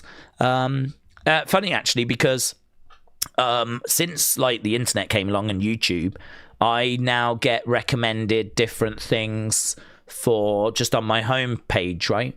And so sometimes it's music, sometimes it's clips of TV shows, and I get recommended sometimes like Colbert, Fallon, Kimmel, things like that. I was watching one of them last night. I forget which one it was, but I was watching one of them, just had it on in the backgrounds. I like to watch those sometimes because it just gives me an idea of kind of what people in America are talking about. Because obviously we talk wrestling, but it'd be kind of interesting to know, obviously, how certain things are being perceived around the world, Epstein, stuff like that. You know, I like to kind of know about what's happening, even though we don't cover it here and we don't talk about it here, because I think we're all trying to get away from that. I still want to know about what people are saying. And they were talking about it. So the Groundhog thing, I think, happened the other day, didn't it? Because they mentioned it last night. Again, I think it was Kimmel. I can't remember who I was watching. But they mentioned about the fact that that had gone down. So I think he predicted 6 more weeks of winter, is what they said. So he didn't bring any good news. 6 more weeks of winter. But no, there is no rodent that we have here that predicts winter or anything like that. But I'm not down on it. I mean, it's just a fun little quirky thing. We've got lots of those traditions. We've got lots of little bits that happen in various towns around the country, little traditions and whatnot. But we haven't got one where a rodent predicts the weather, to my knowledge. Oryx said, will Royce Keys end up in NXT as he wasn't on Raw, or will he go to SmackDown? Not been reported, so he could go to NXT. I would put him in NXT, but I don't know. I mean, I think he signed with WWE because he got a really good offer. I think he got paid more money. That would suggest it's probably main roster money. So I don't know if you pay him large amounts of money to then just put him into NXT. But he could go there for a little bit, couldn't he? I mean, he could go there and then get called up after Mania. I don't think it would be a problem if he rocked up tonight. But there's no word. There's every chance he rocks up on Friday and shows up on SmackDown. Benjamin hates Liv Morgan. This is wrestling related because Ashley was mentioned in the Bad Guy Files. I'm a bad guy. She was, yeah. We actually read that during, I think it was like during the Rumble pre-stream or some of that news came through.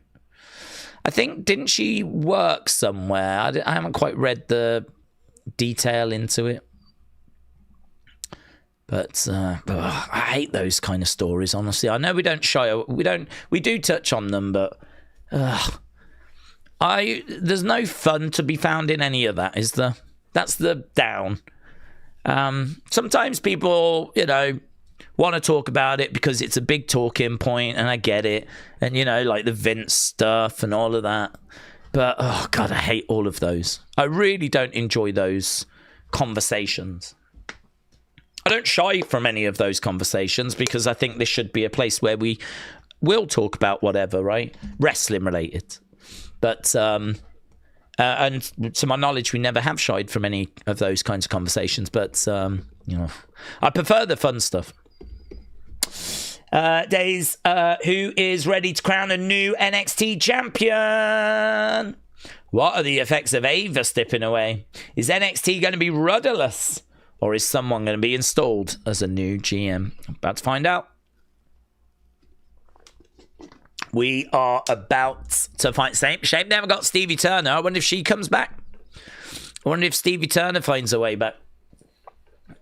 Are we ready for Michelle McCall? Said Glockness. Yes! Let's go. That's what we want. She makes everything better.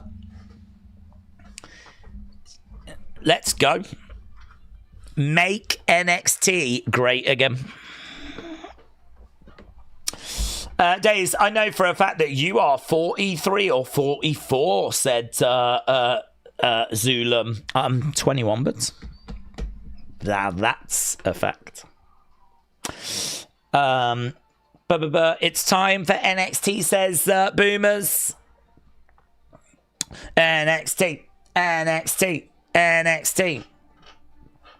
Okay, we got like a minute to go. Jay Horrocks said, I love Steve Robbie dynamic, thinking it's going to be Bobby Roode. SmackDown went up 317. It did 1.2 from 349. I don't know. Honestly, how to feel about it, because I don't know that tells us that they've improved or if the rating system has just changed. So it's just... don't know. I feel like I can't really gauge anything until we get a few weeks worth of data, because it might be that under the old system it would have done under the 900,000 thing. It's just a mess. To be honest, it's a mess, and it just sort of makes me want to not bother with it, because what can I learn from it apart from the fact they keep messing around with how they're compiling the ratings? That's the only thing I can take away. I can't say they had a better week this week. Yesterday, Powerhouse was shown in an NXT Rumble package, says Matteo. I think Tony D is going to win the title, says Sweet. There were some super chats. Oh, I missed those. Thank you.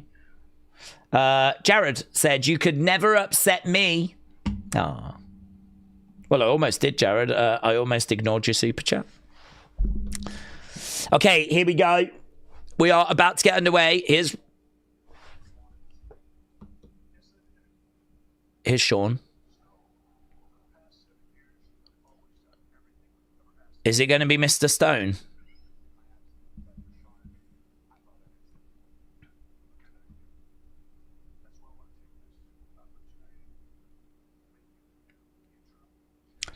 Interim. Okay, so interim, that's the key words.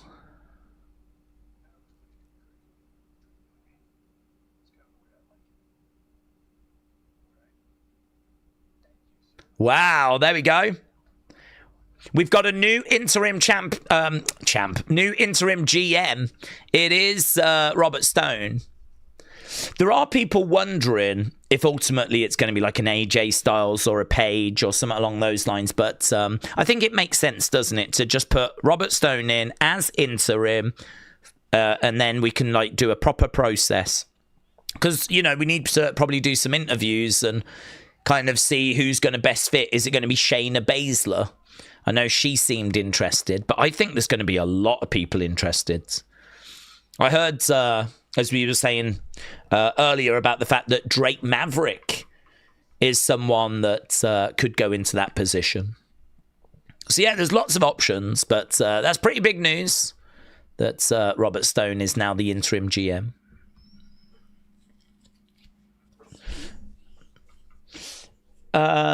Interim GM, no backstory about Ava. No, and they just moved on. I think they probably know that that news was everywhere.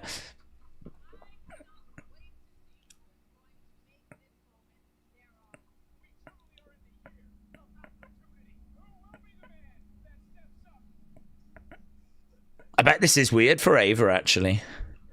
This is going to be an NXT. I wonder if she's watching. Or if she's just moving on.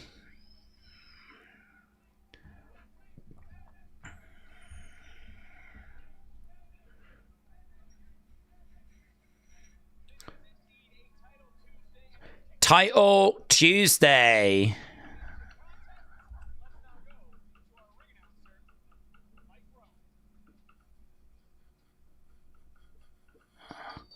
Okay, we got, we got the women already in the ring.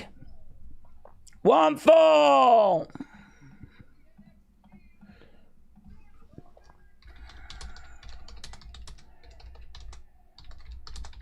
Thea Hale versus Lola Vice versus Izzy Dame.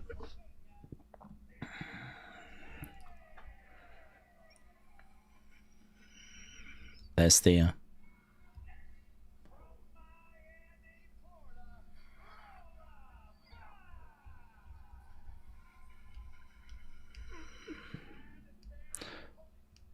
I like Izzy's gear a lot. I like this white and red. Looks really good.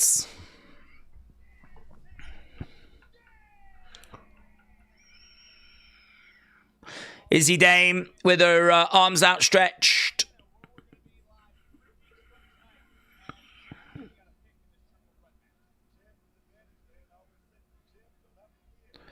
Okay, so women's mid-card belt. North American title is on the line. I like what she's wearing. Jared said, they asked me to be GM, but I said I'm needed here. Yes. I'm grateful that you turned them down, my friend.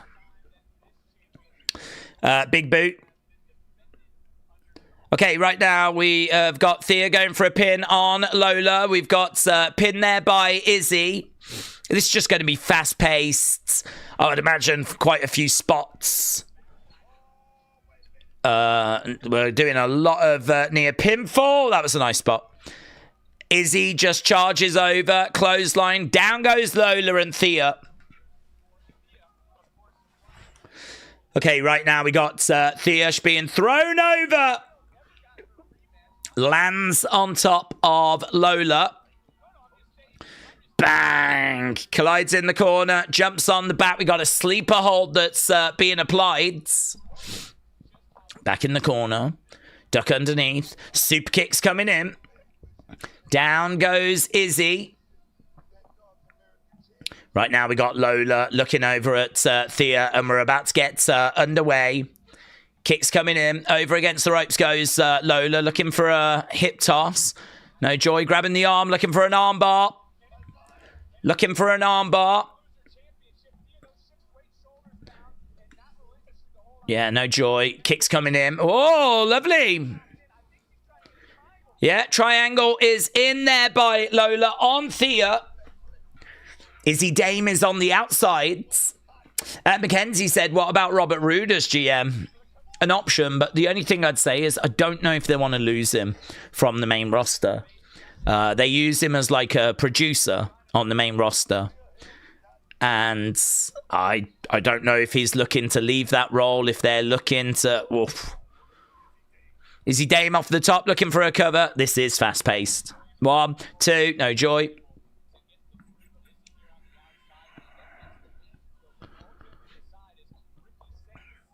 Okay, Ricky is just being shown arriving. I don't know why we need to do that. Right now, we've got Izzy driving her shoulder into Thea, going over the other side, driving her shoulder into Lola.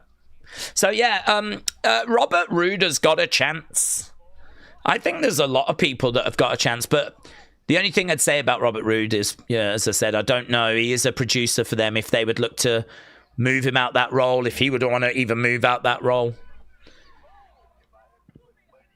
Kick coming into the side of the head. I bet it is appealing, though.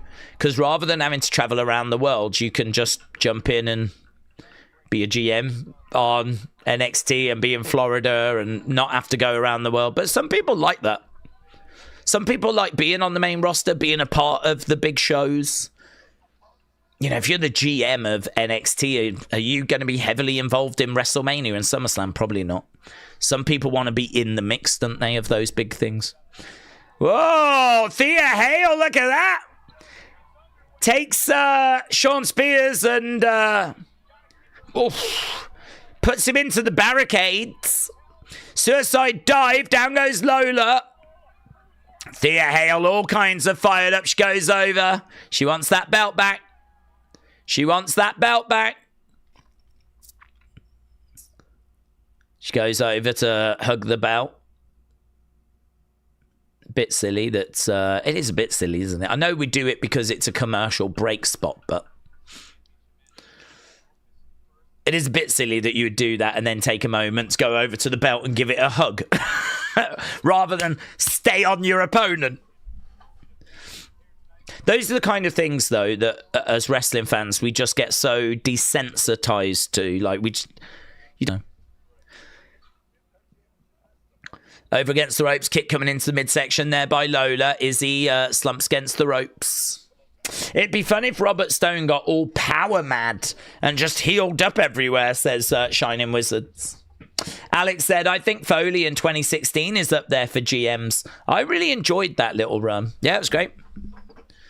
I agree. It was him and Steph, wasn't it? Wasn't Steph like the commissioner? So, yeah, I agree. That was a good run. Right now, backbreaker. Backbreaker, tilt-a-whirl backbreaker by Izzy. Does Zaruka finally implode? Yeah, I think there is a chance. Rastani said, what's your favourite GM ever? I loved Eric Bischoff. Yeah, Bischoff's got to be up there. I've got a soft spot for what Paige was doing. I think the best GM ever is William Regal. But main roster-wise, you could be in with a shout with Bischoff. Izzy makes the save. Glockness said, why play badass anime whilst picture in picture? Don't know. Let's not forget that Robert Stone leads the Rogue NXT group that's primarily been on TNA, says Robbie. Matteo said, Izzy's gear looks like Tatum's when she won the NXT championship at Halloween Havoc, I think. Yeah, I could see there being a similarity. Maybe it is a reference to that. I like it, though. I think it's quite distinctive, and actually that's something I'm quite critical about when it comes to the women in particular. A lot of their gear changes, and they just wear it because they think it looks cute, and they change it, and they just want cute-looking gear. But I actually think gear that you can wear on a regular basis that kind of looks iconic, I think there's value to that. I think back to, like, Bam Bam Bigelow. I think back to, like, Undertaker. I think back to Bret the Hitman Hart. You know? I think back to Shawn. He had the same sort of style when he was HBK. He might have changed the colours, whatever, a little bit, but it was kind of long pants with hearts on. Love hearts. Whereas with the women, sometimes they can wear...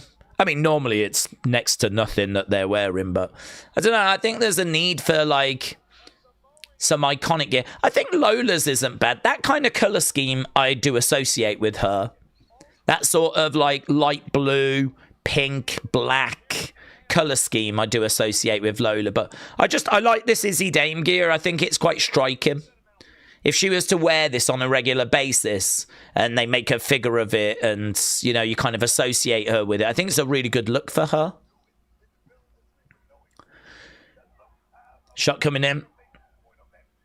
Shot coming back there by Izzy. Chop coming in. To be honest, I think a lot of people change their ring gear because it's good for getting different action figures. But, oh... Big boot coming in. Bang. Another kick there. And again there by Lola. Lola with some great kicks. She's always great when it comes to the kicks. That's her real strength. Bap, bap, bap, bap, bap, bap. Izzy Dame goes back. That was really good selling by Izzy Dame. That was really good selling. Like, she was getting driven back. She ends up stumbling over. Lola charging in, collides into Izzy, collides into Thea. Oh, Lola goes into Thea, but Thea moves out the way. Drop kick. That was quite nice, actually, by Izzy. She drop kicked Thea, but sentoned Lola. Thea jumps over. Driven down to... really close. Lola just making the save there. That was really close. Tell you what, though, that driver, double crossbody, little bit sloppy. But I've only just noticed the Hale has got Hale on like a name badge on her top, which is kind of interesting.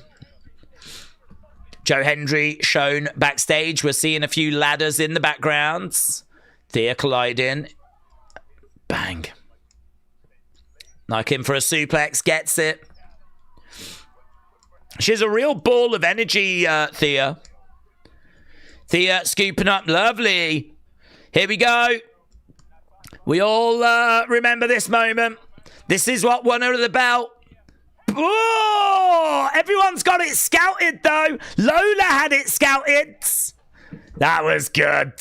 Lola had that scouted right now. She's getting picked up, put on the shoulders of Izzy. Oh, went for a kick. Bang! Mate, that kick was sick. But Thea is in. Izzy was seemingly out. She's getting out the ring. That Kimura, she's trying to get the Kimura in. Good luck trying to get a Kimura on Lola. Lola's got an MMA background. I've got to think she should be able to defend that. 1, 2, no joy. Sleepers in by Lola. Izzy's out. Thea is trying to find a way out of this. 1, 2, no joy. This is a really great match. I'm really enjoying this match. It is non-stop action. It hasn't outstayed its welcome for me at the moment. A finish within the next few moments would be good. If we can get to a finish in the next few moments, I think the length of this will be good.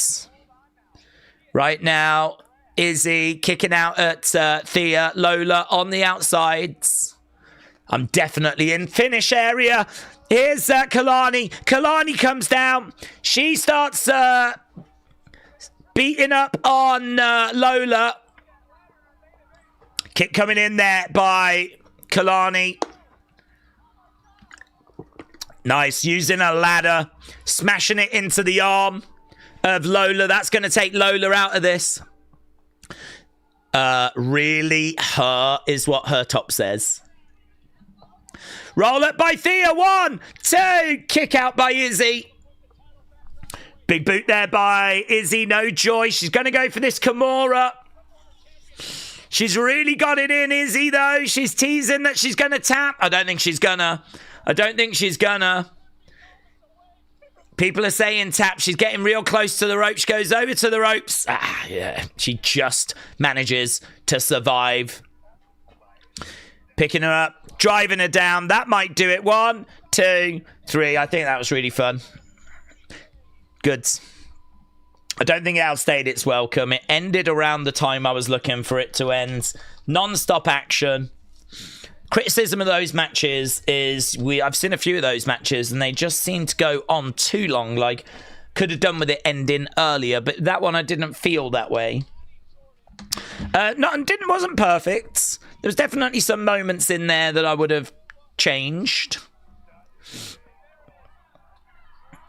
But pretty fun, honestly. Pretty fun stuff.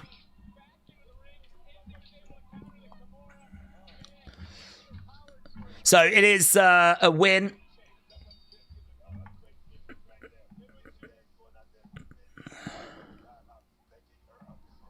There's Thea. It's a win for Izzy. Thea is down. She's upset. Okay, we're backstage with Kendall Gray, Ren Sinclair, Sol Ruka. You was in the final 3. Here's Zarya.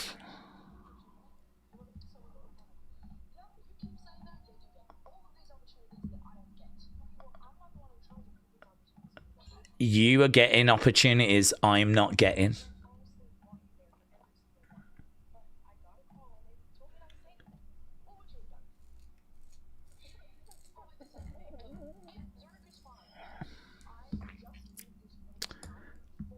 I need this win tonight.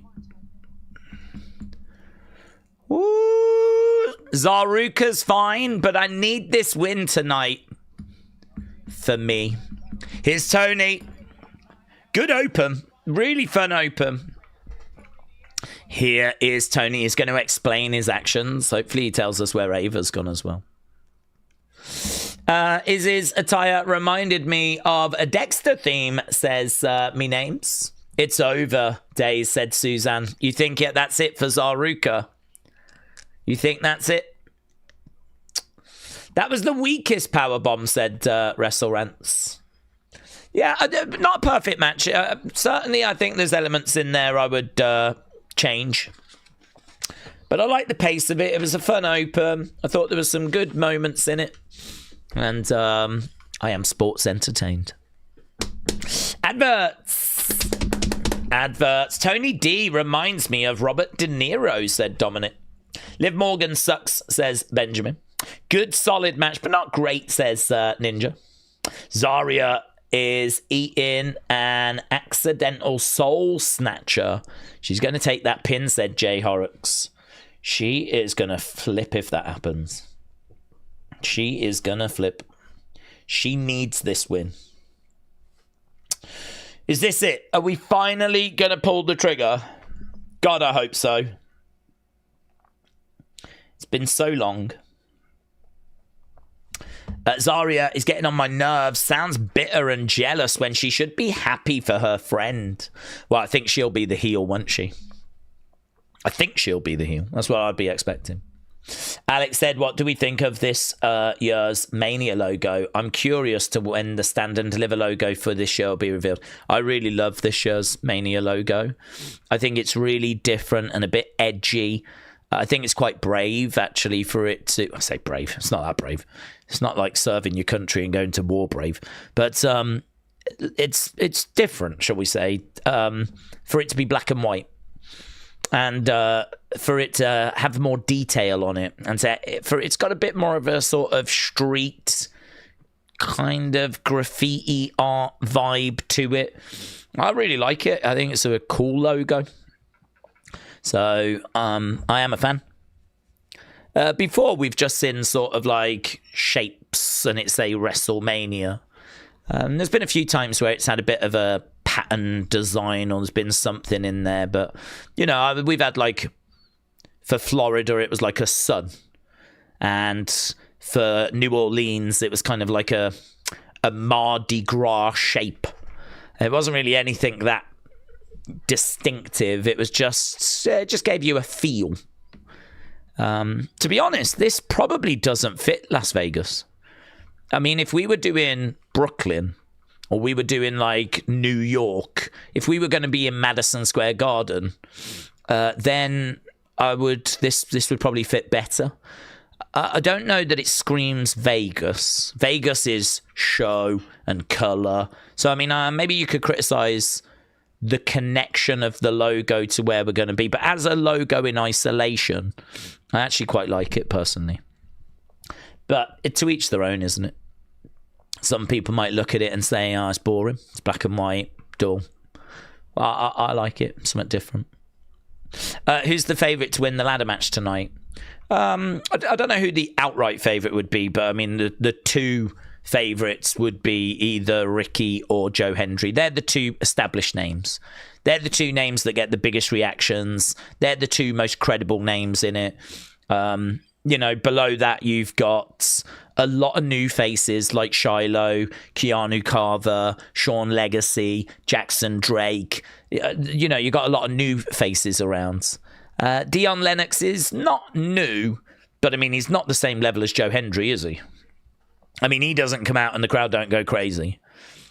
Ricky Saints gets a big reaction as well. So, yeah, we got two out-and-out favourites, and then everyone else is quite a distance behind, I would say. Daze, how long do we think the NXT faction will stay in TNA? I don't know, because I'm not watching TNA, so I can't really make much comments on that, to be honest. I mean, we know this is a working relationship, so when this ends, they'll just kind of launch something else. So I suppose there's not really a rush to wrap this up. I think the black and white is maybe a play on Sin City vibes. Sin City, like the film Sin City. Was that black and white, or was that... I saw that film. Perhaps it was.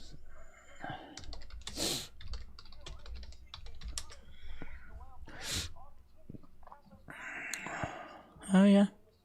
I don't know why, but I remembered it being a slightly different, like, sepia sort of thing. Yeah, maybe you're right. Perhaps it is a play on that. God, I haven't seen that film since it came out, you know. Good film that was. I enjoyed that. I never saw the second one. I only saw the first one. Okay, we got Lexis. We are back. We got Stacks. We got Lexis. We got Ariana Grace.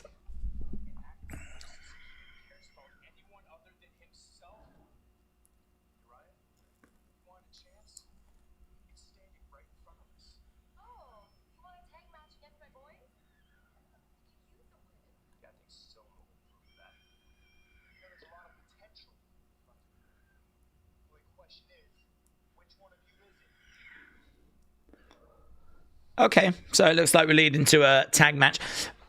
Weird. What the hell is this? Is this Tony? Is this Tony's new entrance? Yeah, wow. Wow. I tell you what, that's a big entrance.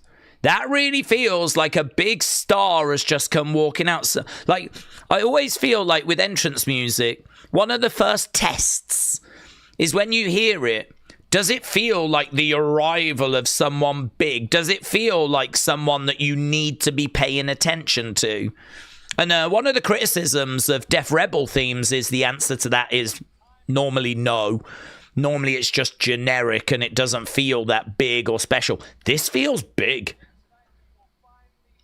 This feels big. I mean, when you actually get into the theme, it can feel a bit generic, but the way that it opens up, the way that it kind of grabs your attention, I don't mind this, to be honest. I don't mind this. This feels like it's making a statement.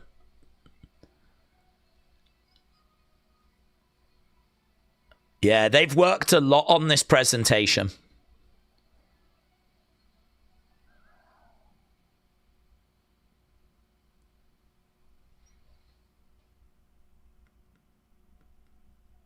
Wow, look at that. Woo! Few cheers from the crowds. Let's see what he's got to say.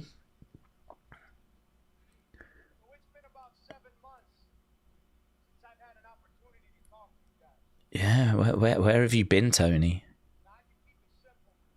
Okay.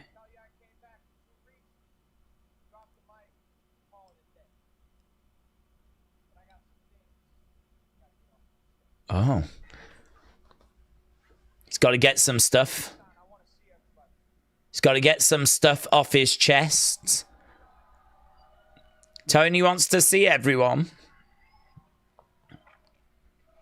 Okay, that's prompted a Tony chant.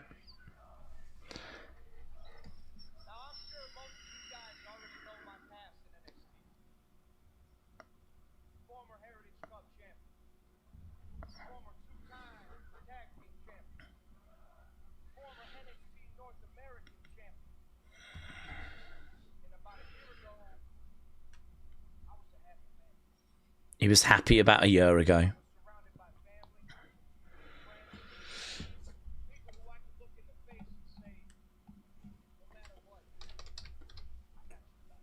He's still got the accent, by the way, which I thought he had lost last week.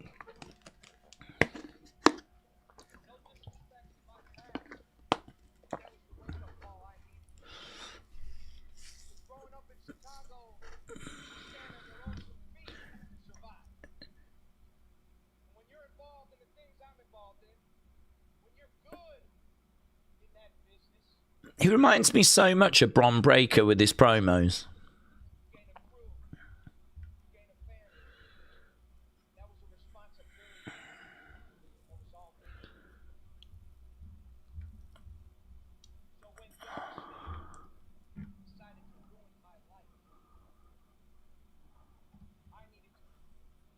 When Dark State tried to ruin my life, I needed to regroup.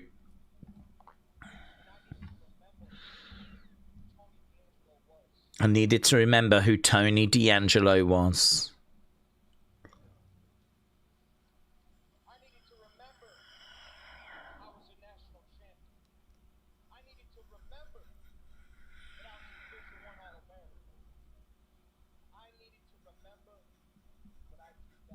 Why did it take him so long to remember these things, though? Still doesn't really explain why he went away for so long.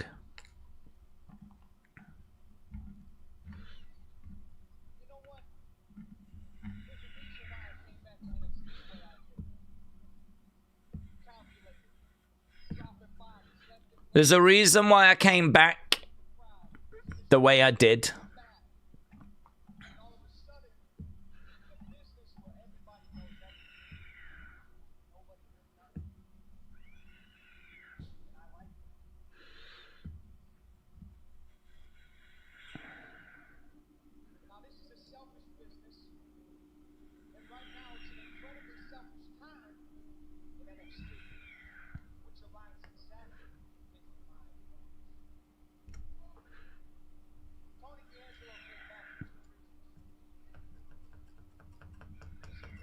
I'm not sure about this.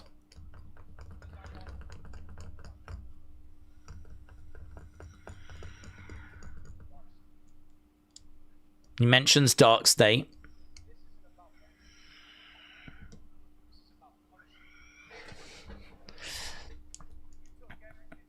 You took everything from me, Dark State.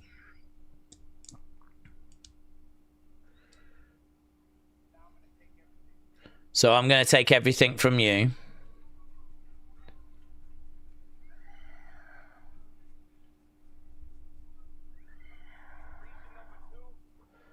Reason number 2.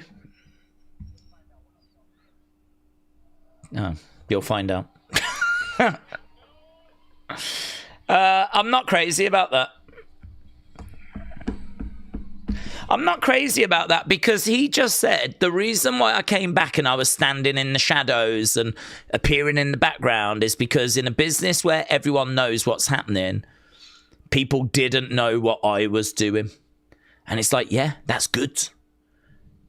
So why are you telling us now? Why not achieve some stuff by doing that? Do you know what I mean? Why not, like, win some matches and keep being in the background? Why would you come out and go, guys, I've been appearing in the background, and the reason why is because it's good that people don't know why I'm doing it.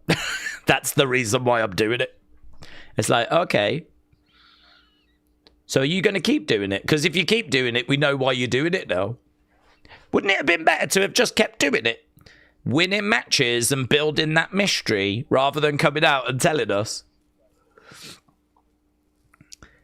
I don't know, man.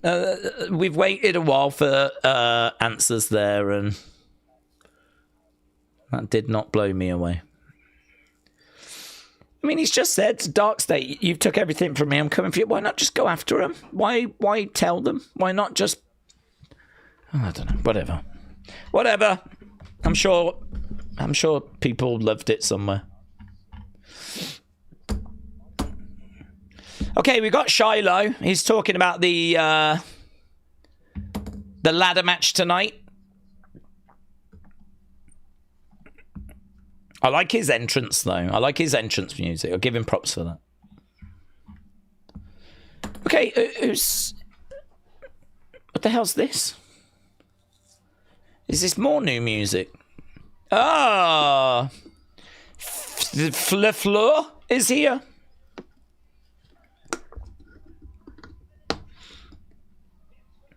Elio LeFleur. We saw him before and he was really good, wasn't he? He was really good.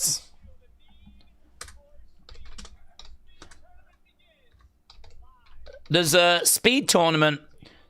So it's going to be LeFleur against Charlie Dempsey. Okay, this is going to be our next match. So let's just get the scores for that first match so we don't end up all confused. Okay, you lot said that first match was good. You said good 98, but it was quite close to great, actually. Good 98. The accent was a bit toned down there, said JP. Yeah, he did. He did have... he did still have it, though, didn't he? Adverts. We are at adverts. Keegan said, I would love to face Gunther, German butt heads. Shiny Wizard said, I love the speed tournament. Brian said, who's the jobber in the next match? Well, I mean, to be honest, it's just the speed tournament, isn't it? I mean, I could see both of these winning. It's not a tournament that really is going to make a great deal of difference. Elio could get the win here. Charlie could get the win. I think it might be Elio. He's only just arrived. It'd be a bit of a shame to see him lose, but I suppose Charlie's got that group behind him, hasn't he, now? I think he's working with Stacks and everyone, so they could get involved. I think I'd go Elio getting the win here. Millennial said, this is unpopular opinion, but ain't no mountain high enough and there ain't no river wide enough. Thoughts? Well, listen, that is in one of humankind's most famous songs. And as a result, it's fact. Everyone knows that anything that's in a song is legitimate fact. That's basically how we pass information to each other. So you can learn a lot from that song that, was it Megan Thee Stallion and Cardi B did? There's a lot of facts in that. Real John said, did you know that Blake attacked Jada before the show? No. Did they show that, did they? I did not see that. Well, that's not very kind, is it? That's not very kind.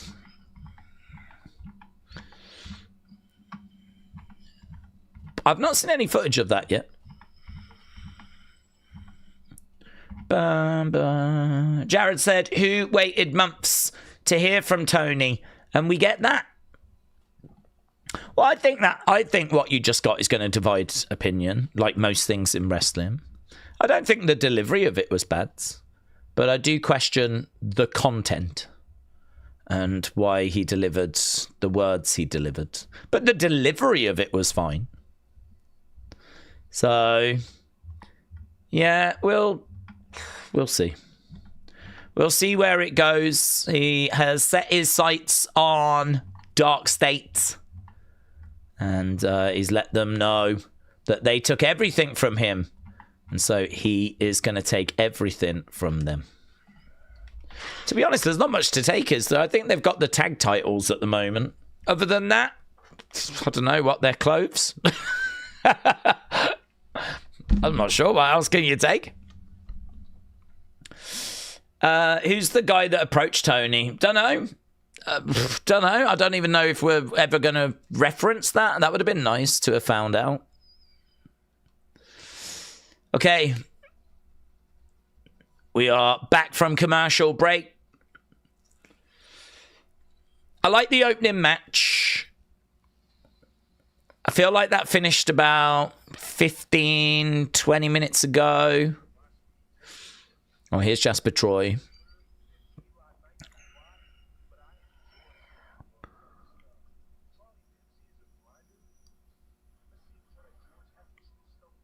Oh, mate. We got a George Hackenschmidt mention from Jasper Troy.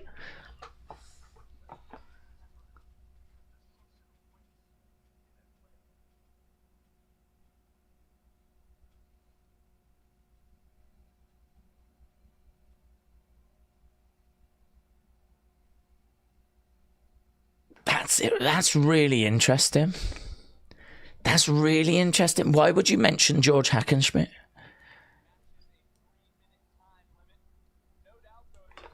I mean, that says to me that he's doing his research. That says to me that he's digging back into the history of wrestling. That says to me that he's taking this serious.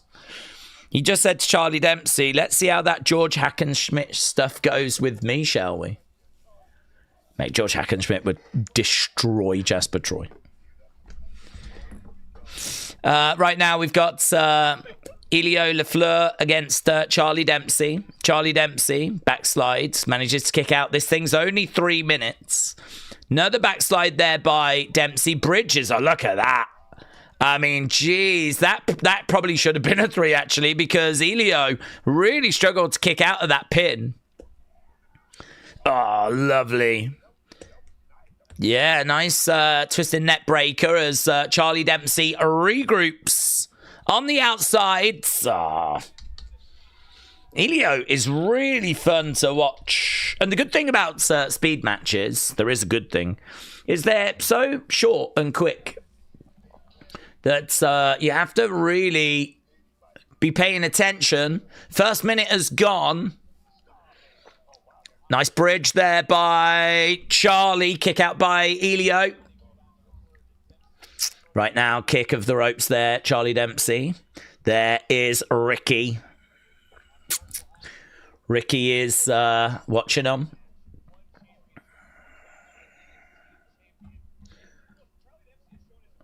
Backstage and getting ready for the big match that's coming up.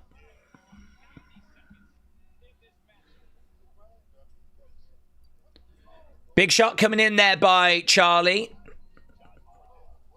Over in the corner.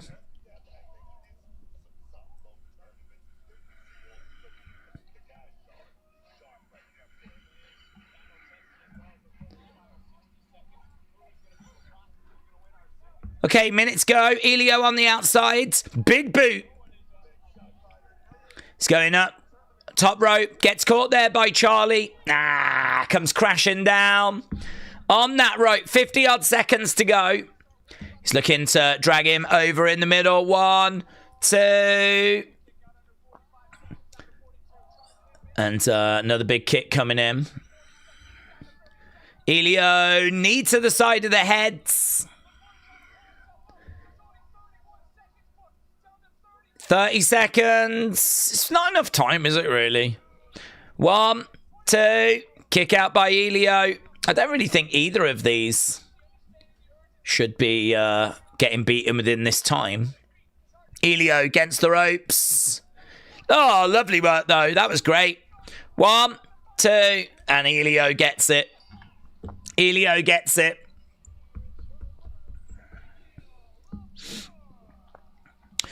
Elio gets the win. Did wonder if that group were going to come down.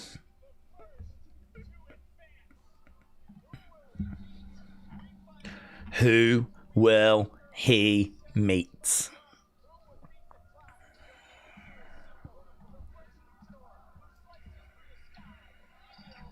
We won't do a review of that. We don't really bother when it comes to speed matches. They're very short.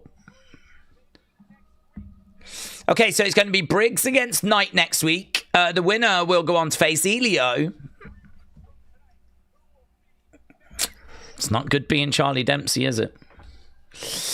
Elio wins, said Wrestling Fan. Can we get a score vote? We don't really do it for the speed ones. They're really short. Here's Joe Hendry. Here's Kelly Kincaid.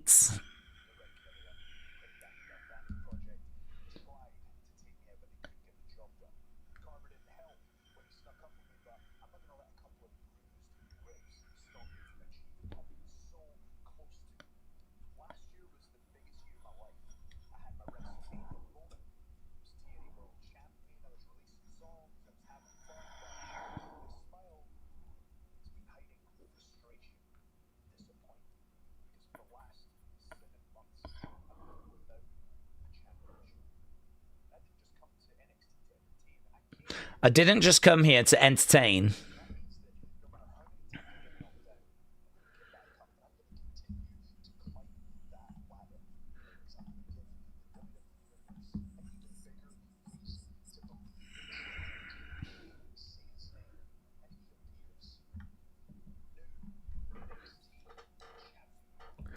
So Joe Hendry said, I'm going to give the NXT universe an even bigger reason to believe in Joe Hendry. Say his name and he appears. Okay, Elio needs to take the mask off. Everything else about him is cool, though, said Cold Limb. Alex said Briggs can stay in the speed division for all I give a shiz. It'll give Brony some peace. Here is Zarya and Soul. Oh, Zarya pushes Soul over. Petty. She's not much of a friend, is she? Honestly, if I had a friend that was treating me like that, I'd be like, dudes, this is not working.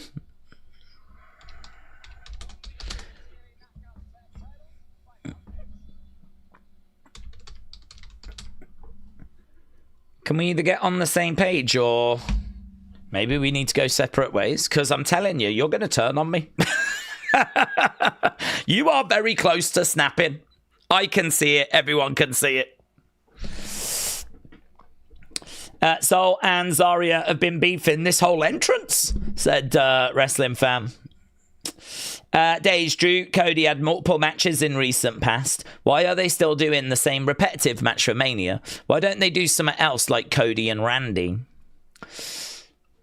You'd have to ask them, honestly. I think plans for Mania have changed. So we know that it was meant to be Cody against Roman. And the word on the street was that rather than just get into that match in a straightforward way, you know, Cody being champion, Roman winning the Rumble, they wanted to have Drew win to make that road a bit more interesting. But because it was meant to be Cody Roman, that's why I wasn't sure who Roman was going to be selecting. I kind of felt like it would probably be Drew because, well, if Cody's not got the belt, then maybe we do Roman versus Drew. But he's selected CM Punk. So you go, okay, well, that makes sense because that's a match that a lot of people want to see. So, okay, that's fine. I'm certainly not down on that. But that then just leaves you Drew with Cody. I mean, that is the feud, isn't it? I mean, Cody's always going to need to be in a big match for Mania. You're right, we could do Randy Cody. That would mean turning Randy heel. They might not want to do that this side of Mania. And so, yeah, I think they might add Jacob just to sweeten that pot. But, I mean, at the moment, you've got Cody trying to battle Jacob, trying to win a Rumble. Drew, I mean, I'm quite happy to say it's more bad booking, in my opinion. I mean, Drew has worked so hard to get to this title. And a lot of people wanted him to get it because they felt he deserved it. And he never won it during the pandemic. Well, now that he's got it, you know, he's keeping Cody in his orbit. He's not allowing Cody to kind of go off and go to Jacob or whatever. You know, he is he's getting involved. And we know that that's not going to keep Cody at bay. I mean, he's an idiot if he thinks that attacking Cody during Saturday night's main event or being responsible for taking him out the Rumble is going to, I don't know, keep him away from him. He's actually keeping him in his orbit. So, yeah, I don't know. Drew's being a real idiot here. Drew, the character Drew, is being a real idiot by doing this. I can understand attacking Cody if Cody had got like through to the final four or something of the Rumble and you really didn't want him to win. I could cope with that. But he attacked him quite early in the Rumble. He didn't even wait to see if someone was going to eliminate him. So if Drew had maybe attacked later in the Rumble, I could have bought that. But attacking him at Saturday night's main event, there was no need for that. That wasn't a number one contenders match. It's not like if Cody had won that, he would have got a title opportunity. So attacking him there, I don't quite get. Attacking him in the Rumble that early, I don't quite get. What's he doing? Is he keeping him around? So, I don't know. His actions are keeping Cody close to him. And so it does, yeah. And the reports are that is where this match is going. But to be honest, the character Drew has only got himself to blame on this one at the moment. I suppose they want Cody to be in a high-profile match for Mania around a title. Drew has got the belt, and I don't think they're looking to take that belt off him at the moment. I suppose they're thinking that this is the feud that can do some exciting stuff on the road to Mania. Because, again, I go back to what I said. I don't think Punk and Roman are going to do loads of exciting stuff. Because I don't think Roman's going to be around much in February. And because he's a babyface, because Punk's a babyface, I don't think they're going to do loads of exciting stuff. But actually, Cody, Drew, you've probably got more options there. But why they're not doing Cody, Randy, the only thing I can say at this stage is that perhaps they don't want to turn Randy heel yet.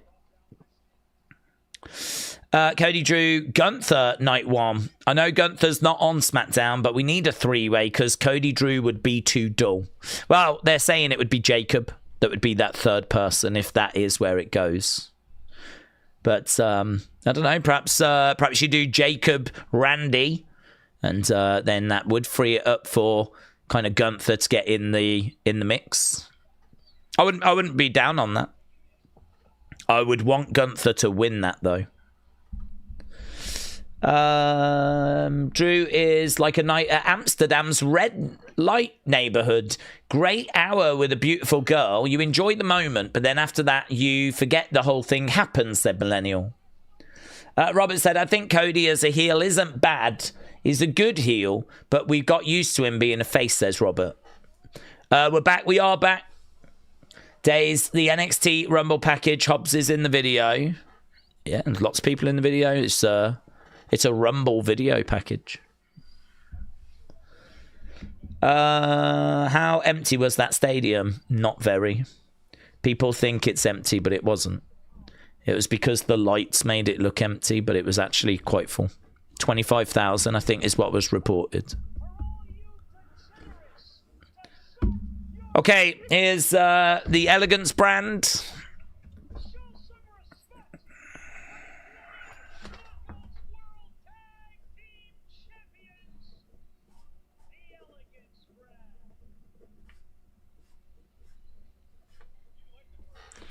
Okay. We are definitely getting Ober Brocker Mania, said Alex. It was those stupid LED lights, said Davids. Upper deck looked like a lot of empty seats, says RWB. I couldn't tell. The lights, I mean, the one thing I can tell you is people were saying it was empty on Friday for SmackDown. And the pictures I was being sent were pictures of where people were sat. If you looked, you could see their faces. But the other thing as well is the lights were on, and there was fireflies out at one point. Went all the way up to the very top. People had their phones out. You could see when Randy came out that whole stand was full, and there was fireflies, and it all went up. And then people were sending me pictures of that exact same segment, making out like it was empty, but it wasn't. It was just the lighting of the audience was bad, so I couldn't tell you what parts of it were empty. Well, that's interesting. Daria Ray, I forgot she's in TNA now. She's in the crowd watching. I can tell you it's not as bad as what people said. It was every single seat full. Probably not. I've no idea. I know there was a resale issue where a lot of scalpers bought tickets to try and resell. I know there was a degree of that happening, but a lot of the pictures that people tagged me in where they were saying, I can't believe this WrestleMania is going to be a joke, there was people in those seats. Okay, we are underway with Zarya in there with, I don't know who these Elegance people are. We've got Tall Elegance. Tall Elegance. Sonya Deville watching on in the crowds.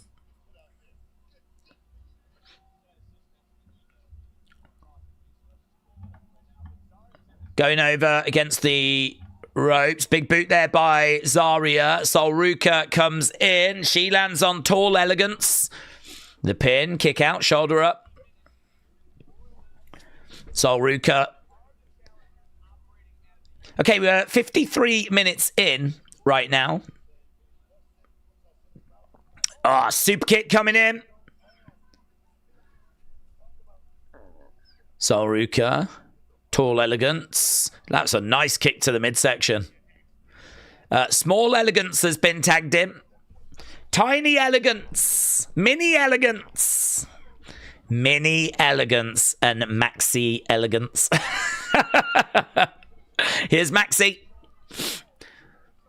I don't even care what their names are. Maxi driving her shoulder into the midsection of Sol Ruka. Ava is out of WWE. I can't stand Elegance. Millennial said Heather by Elegance. Judy Judowski by Elegance. Minnie and Maxi. Minnie is in. 1, 2. Kick out by Sol. Zarya on the outside looking frustrated. What are they chanting? I can't remember. Kick coming in. We need to get a Dana Brooke chant going. Dana Brooke. Dana Brooke. Tag is made. Zarya's coming. Zarya is angry when she's not in. And then she's angry when she's tagged in. Honestly, I just want them to split up. They're not even likable as a pair.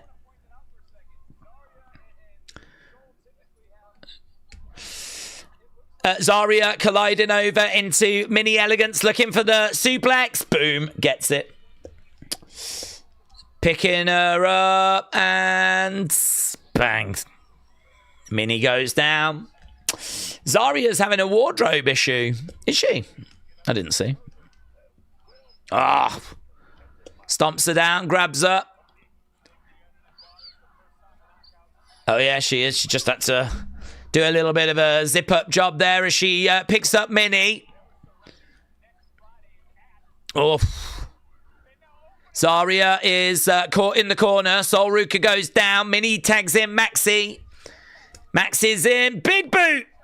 Zarya goes to the outside. Sol Ruka down. Zarya down. And there's the Elegance brand.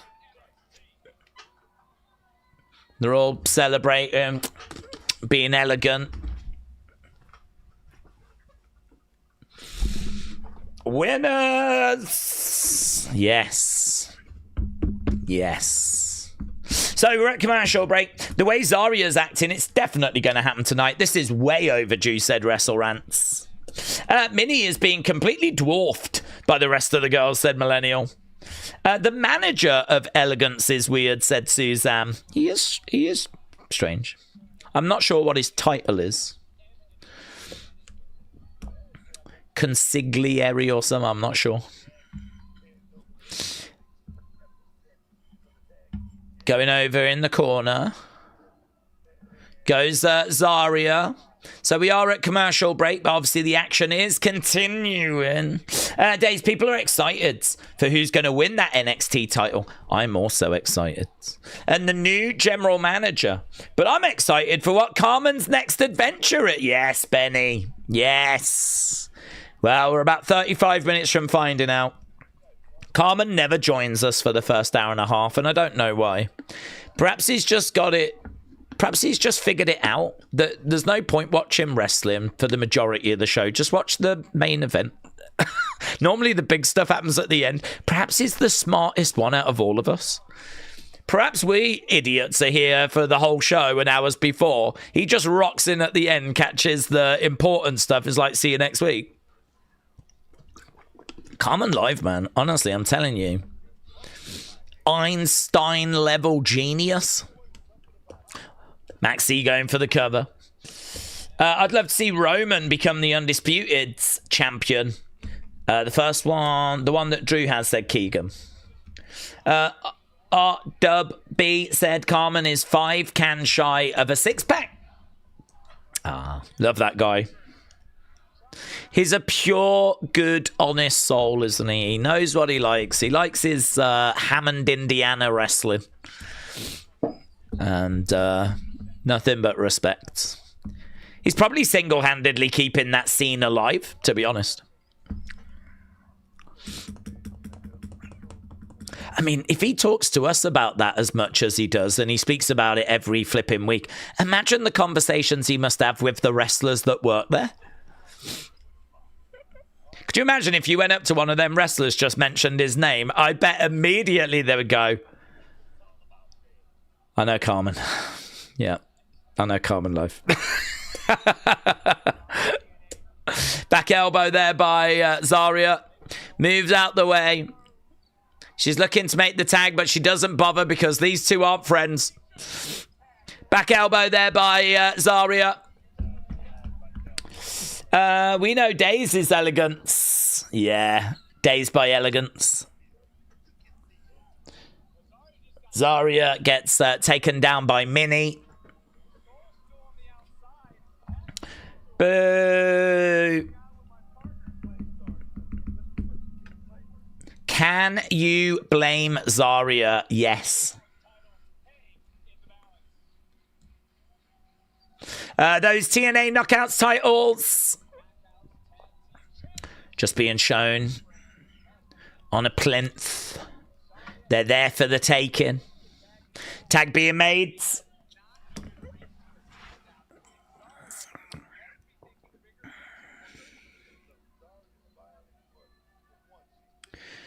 Minnie gets slammed on Zarya too. Kick out by Zarya.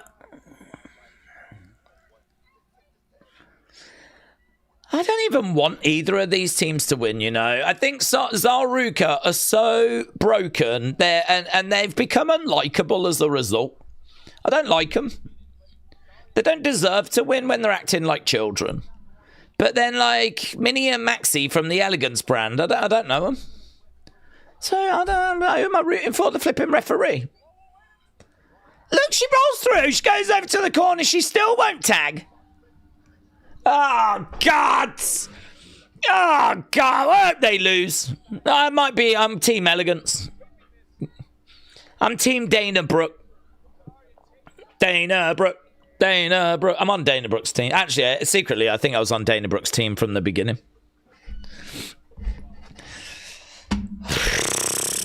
Double knees there by Maxi. Crowd are chanting, "We want Soul. We want Soul. We want Soul. We want Dana. We want Dana. We want that dude at ringside." I don't know his name. Mr. Elegance. No, there is a Mr. Elegance. I saw him actually the other day on a graphic. Where is Mr. Elegance? Double clothesline. Both go down. Zarya is going to be the reason they lose this, and she'll still blame it on Soul, said Alex. Hello, Jennifer. Hope you're doing well, my friends. Jennifer said, I'm only half awake. I'm seeing gear with glitter and pomegranate poms. Well, are you watching NXT? Nice suplex there by Soul. Soul has managed to get into this match. Big boot there by Soul. Soul with a missile drop kick. Minnie goes down. Soul, bang. Big knee. 1, 2. No joy. No joy.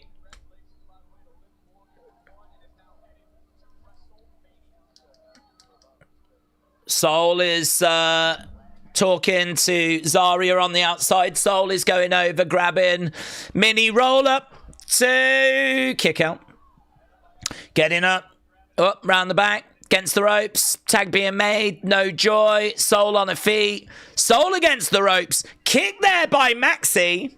Gotta say, though, Maxi and Minnie have worked well together, you know. These two haven't been, like, outclassed by Zaruka. Maxi. Oh, she missed it. Big moonsault. She travelled a fair distance there. She is tall. She got all the way to the middle of the ring. Right now, we've got Soul over against the ropes. Maxi is in there. Duck underneath. Crossbody. Up. Oh, it's breaking apart. There's pushing and shoving. Up. Double spear. Oh my God, her top. Look at that. Not only did she hit a spear, but she gave a little something to the crowd. She's having a nightmare with that top, isn't she, Zarya? Oh, it's a soul snatcher to Zarya. Oh, Jesus Christ. Jesus Christ. Look at Dana screaming out at Minnie. Minnie and Maxie are going to wrap this one up. Bow and arrow into a stomp.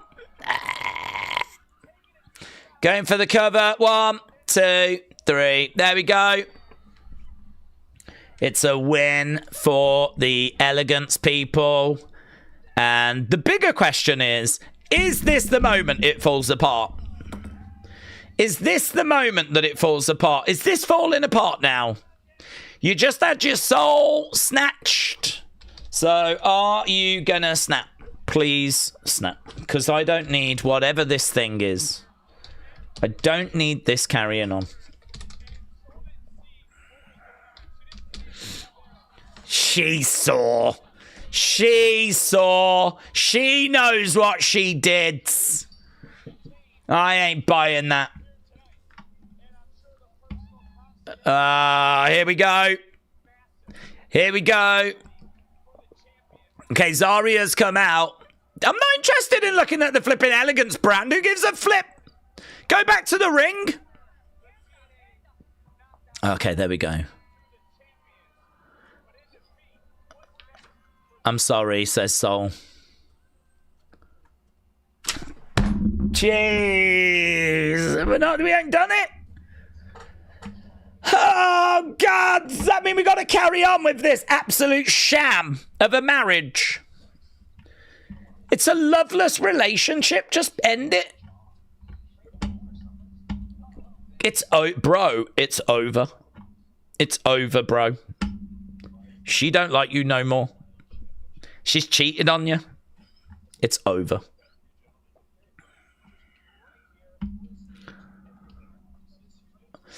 Okay, we got Vanity Project with Ethan. It's always fun when they're together.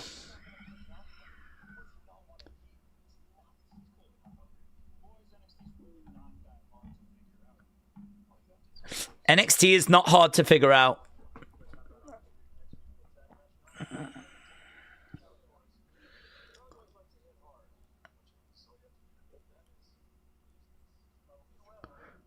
The belly boys like to hit hard. Just use this. You'll be all right. Okay, Ethan's telling Jackson Drake, don't rush into anything. Pick your moments carefully.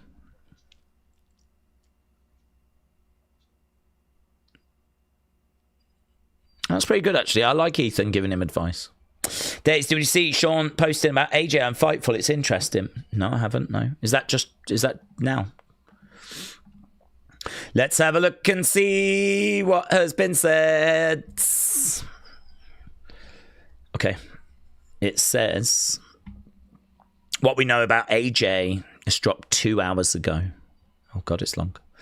A number of months ago, Fightful reported the belief was AJ's contract was up sometime in February. We can't confirm that to be the case, but we've heard nothing about an extension. There's a number of outlets speaking as if that is still the case, but we've reported no updates since then. One TNA source believed he would or had extended before the Rumble, but we can't confirm that. Okay. On the possibility of work in TNA, it was communicated by WWE sources that if he wanted to do that badly enough, he could, whilst under a WWE contract. Okay. One WWE source familiar with the situation says, regardless of what happens in his future, AJ very much had it his way in relation to his retirement. Another source in management said they would happily extend AJ, but that he made it clear he was eyeing retirement. The topic was a major talking point backstage at AEW, with people speculating onto what he was doing. As of right now, we've not been told an offer has been made, but it's universally expected amongst AEW sources that if AEW is able to, they would bring in Styles. No surprise there. Styles still close to a number of people in All Elite. It's expected New Japan would want to use him.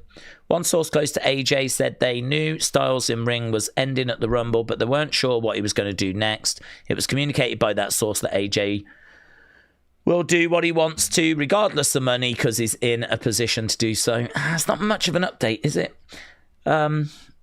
I think the most interesting thing there is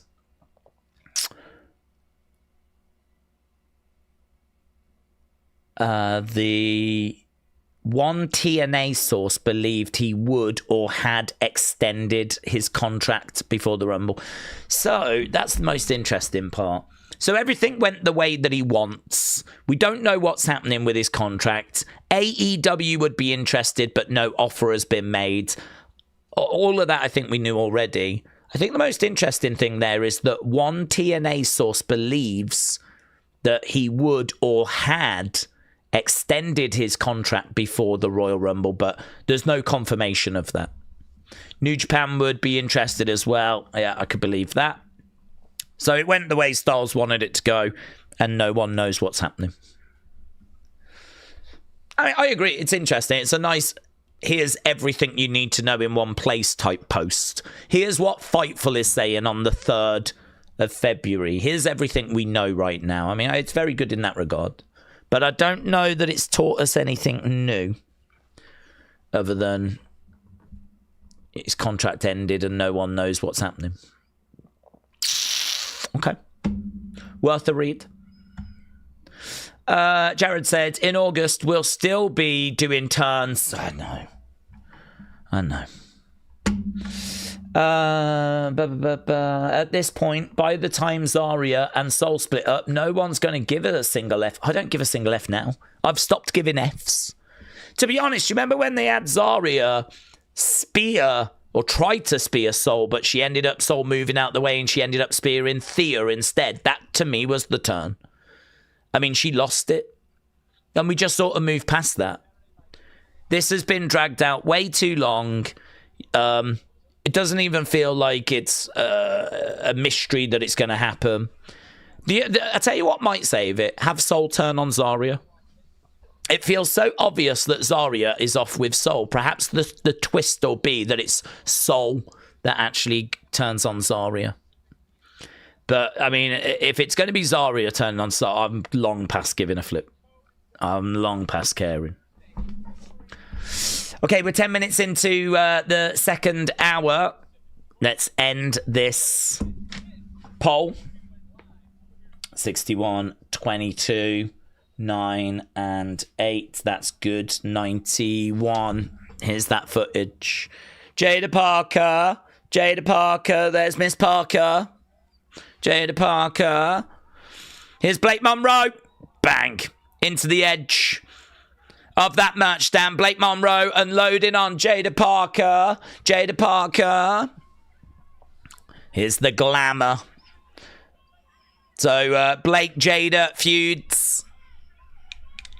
Kick coming in there by Blake. Jada goes down. Good footage.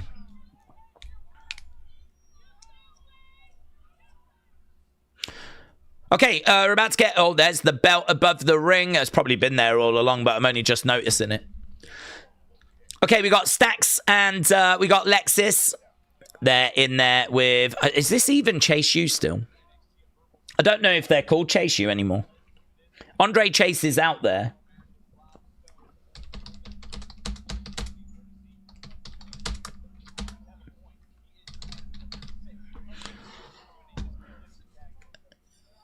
Dixon and Connors.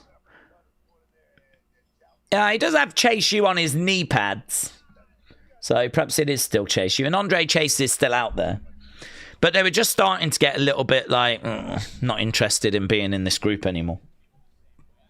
Chase U versus Stax and Lexis.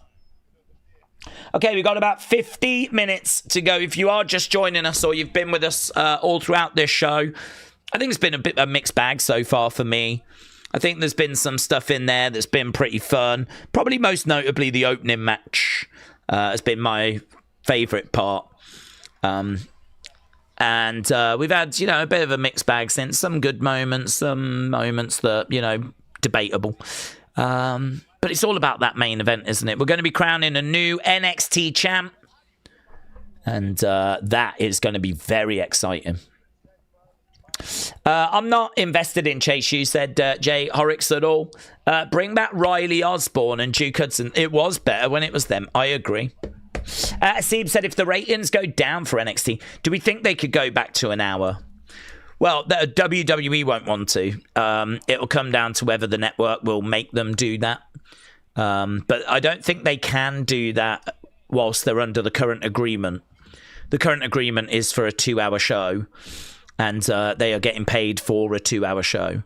If ratings go down when it's time to renegotiate, then that's where CW might say we only want an hour. But to be honest, CW are thrilled with the ratings. I heard a rumor that they were expecting numbers in the 500,000 range.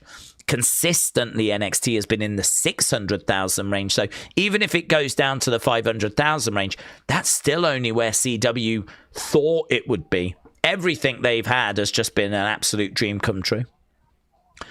It's been brilliant for CW.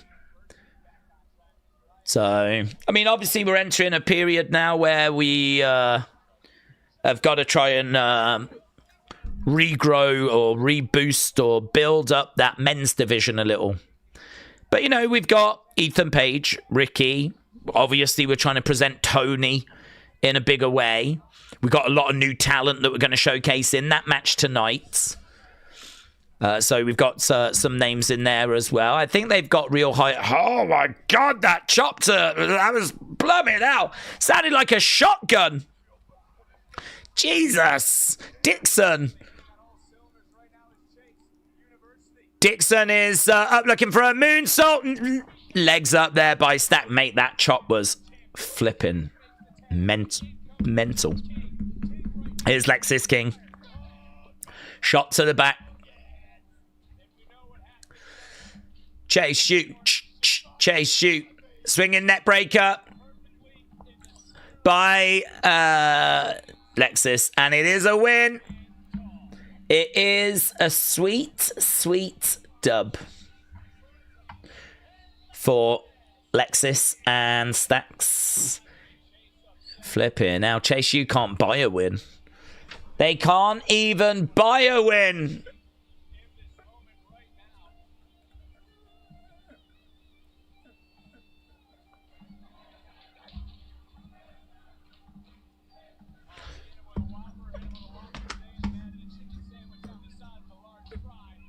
He hit him with a Whopper. He hit him with a Whopper J, and then he put a chicken sandwich on the side, apparently.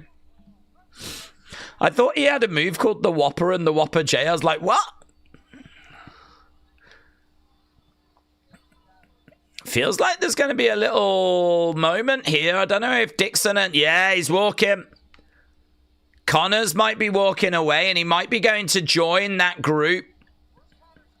Connors seems to be going off with those guys. Here's JC. The NXT Women's Champ is in the house with Fallon and Laney. Okay, we've gone to commercial break. We're going to hear from the NXT Women's Champ. Connors has walked away from Chase U, and what does that mean for Chase U? Is there even going to be a Chase U? There's only Andre, Chase, and Dixon. So is there even going to be a Chase U going forwards? I just don't know.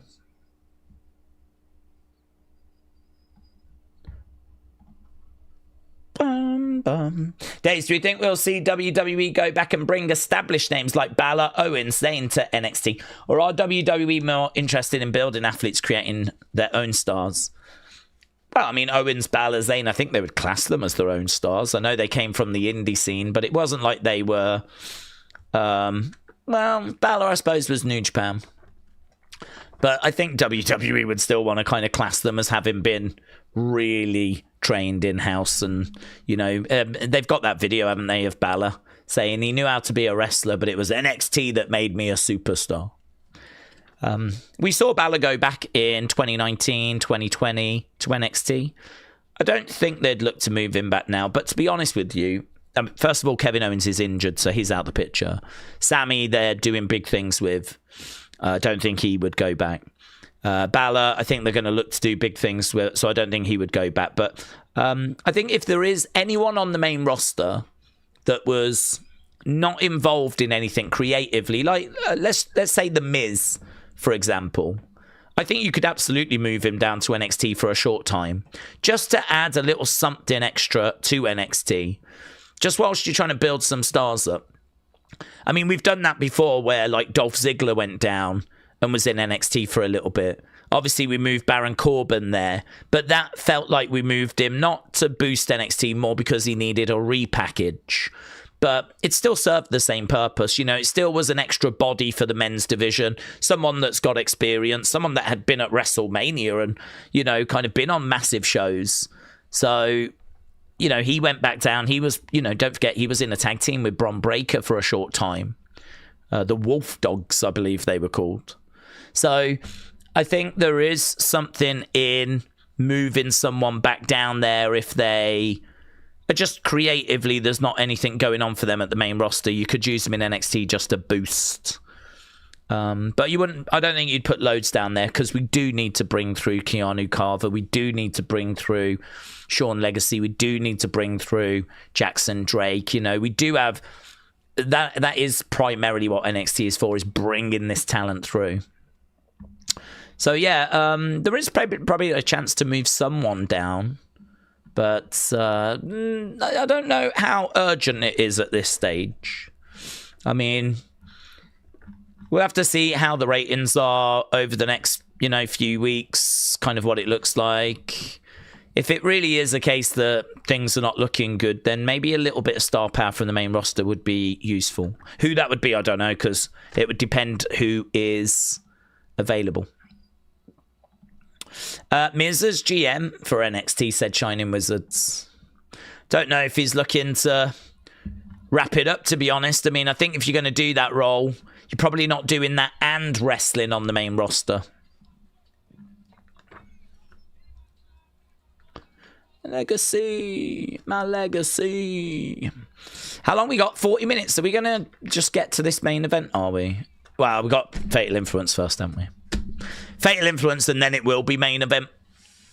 Oh, God, they've robbed us of the entrance again. There's a lot of entrance robbing tonight. Daze, as of now, what era would we say we're in? Oh, well, I don't know. It might change next week. Triple H keeps starting new ones, don't he? We've had about 4 since the start of 2024. We're in the new era.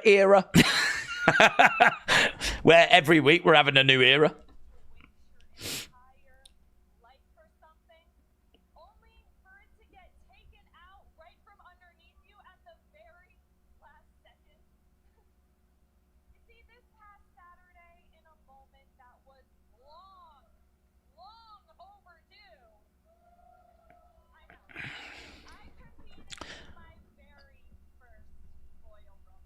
I competed in my very first Royal Rumble.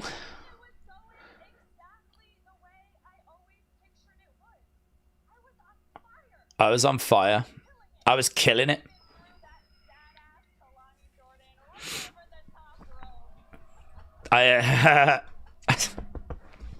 She eliminated Kalani. The crowd was chanting my name.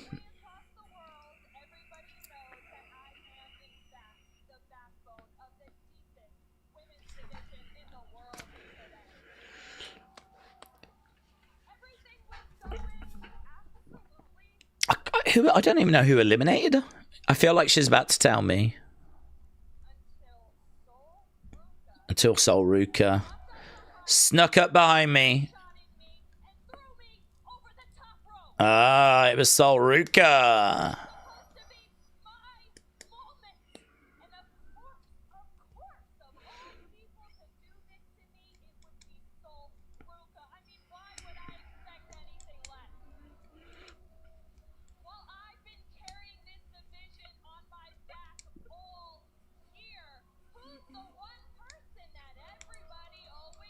Okay, so the crowd are chanting for Sol.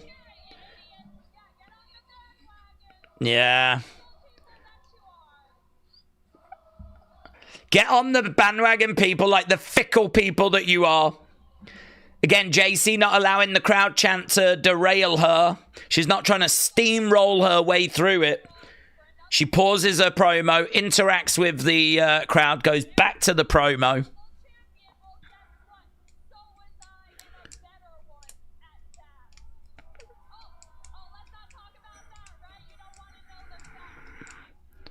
Nice. Another example.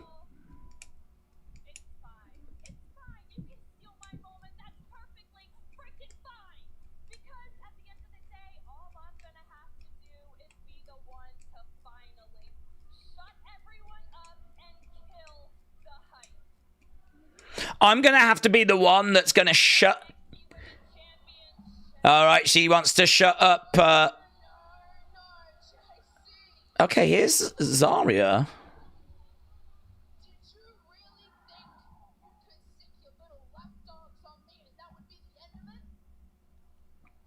What?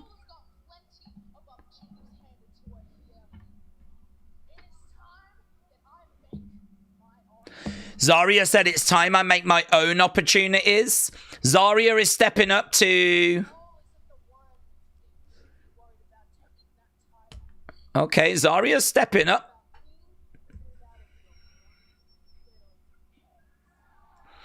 Okay, Zarya's here to step up to the... I'm here for this match. Zarya. I'm Zarya. There's a reason you don't get opportunities. Ah, those are the lines that make JC so good. Everyone loves Soul. They just tolerate you. You've not done a damn thing. Okay, big reaction.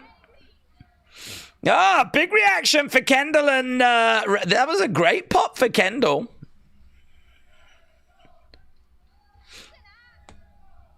They are loving Kendall.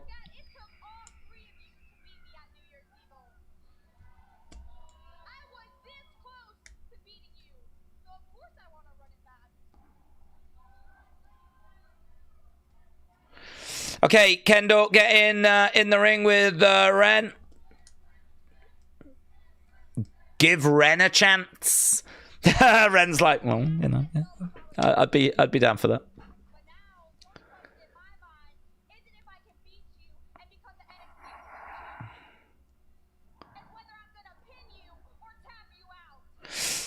Kendall said, I'm not questioning if I can beat you. I just don't know which way I'm going to do it. Zarya says to Kendall, stay out my way.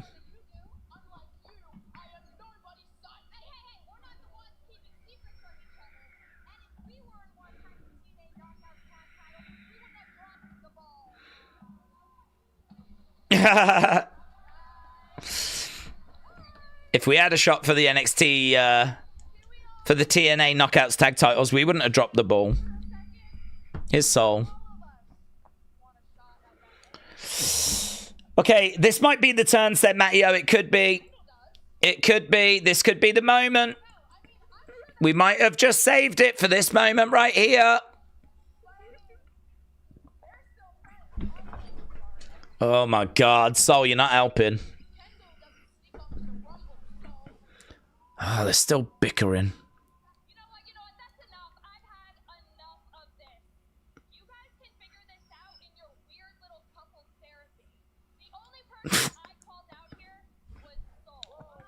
The only person I called out was Soul, said JC. Here's our interim GM. He's managed to get past Ava and Stevie Turner to be the last man standing.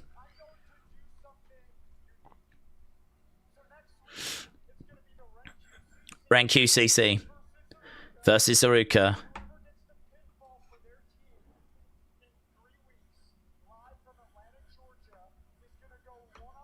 That's weird.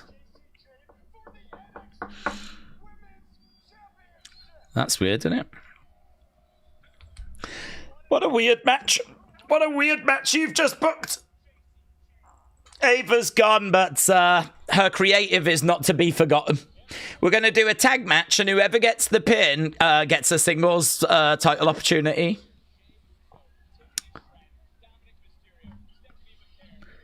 Shouldn't we have just done a fatal 4-way?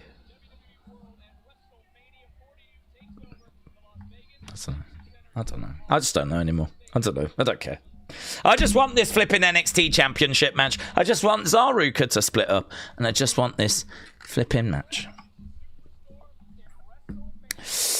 Ava was always just a mouthpiece. Oh, it's HBK that's making these decisions, said the Rips. Wow.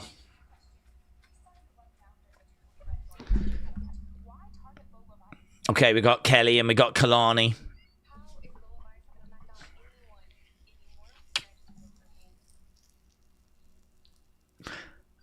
How is Lola gonna knock anyone out when I just broke her hand? Here we go. Here we flippin' go. Yes, guys. This is what we've waited for. NXT ladder match. That's me celebrating the fact that we're finally here. It's almost time. Yep, it's almost common lifetime. NXT ladder match. Babe. It's going to be Adam Cole's going to win it. Oh, could you imagine if he was around still? And we had Johnny Gargano, and we had Tommaso Ciampa. Picture in picture. Okay. Well, we're not missing anything. I think you're just going to get a load of entrances. Please be good. Here's Super Sean Legacy. I hate Ricky Saints, says Brian. Well, he hates you. Here's Sean Legacy, and he's got his Evolve. I don't know why he has. Didn't he get called up? Daze, see you tomorrow. See you tomorrow, Keegan. Tommaso's now a champion, says Brian. Yeah, but not a real champion. Not a WWE champion. Okay, here's Dion. Shining Wizard said, one of the things that I question in the women's division is that they have different coloured outfits each week, which makes it hard to recognise them. Funny, actually, we spoke about that earlier. To be honest, I think they change it a lot for... I don't know why they do it each week, but you can understand why they would change it for PLEs, because you can get new figures made. Gives Mattel lots of different things to make figures on, and if Mattel make you a new figure, that's great because it's a nice little boost to money. Normally, somewhere, it's to do with money. Somewhere, somehow, these decisions are money motivated. Here is Jackson Drake, the Evolve champion, making his way down. WWE should have used his old entrance. It was pretty good, said CJS. Tracy's not a fan of Ricky Saints. Carmen is here, but he has had his messages deleted by William Hensey. William Hensey is turning rogue. William Hensey's gone heel. I think he's always been heel. Carmen is here, but we are not being allowed to see his comments. Oh my God. That is going to cause outrage in the community. Carmen, hello. I did see you say hi, Daze, Carmen. I'm saying hi back. I did see you.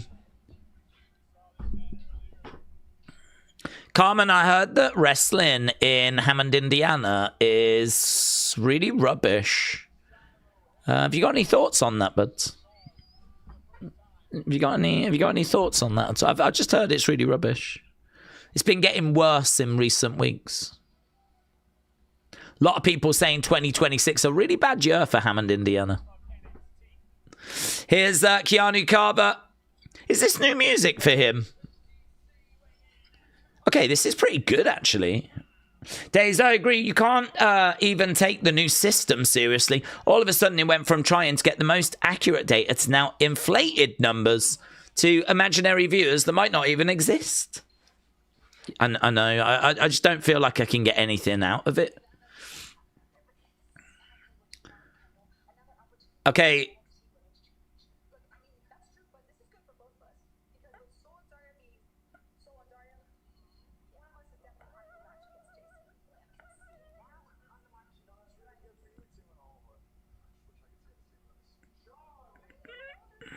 Okay, we've got the Ren QCC.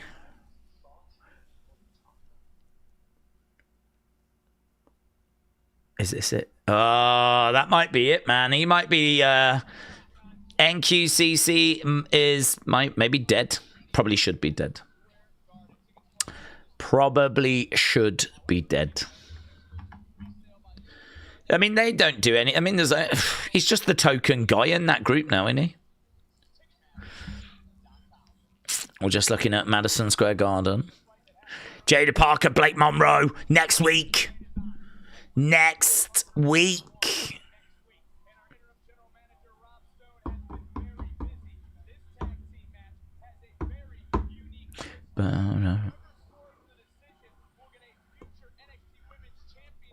Kendall, Ren. Going to be in action against Zarya and Soul.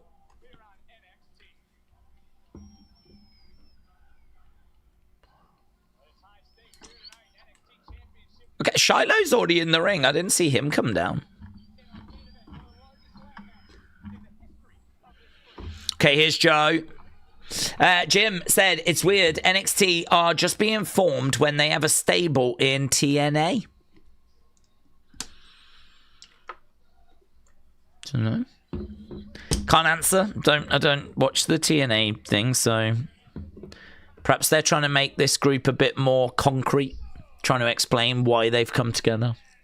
Here's Carmen. Daze Wrestling in Hammond, Indiana is actually very decent. ARW Pro uses places like the National Guard Armory live in the Ville Festivals, Gavitt High School, Morton High School, and even the Hammond Civic Center. Sorry, Carmen, I must have been given false information.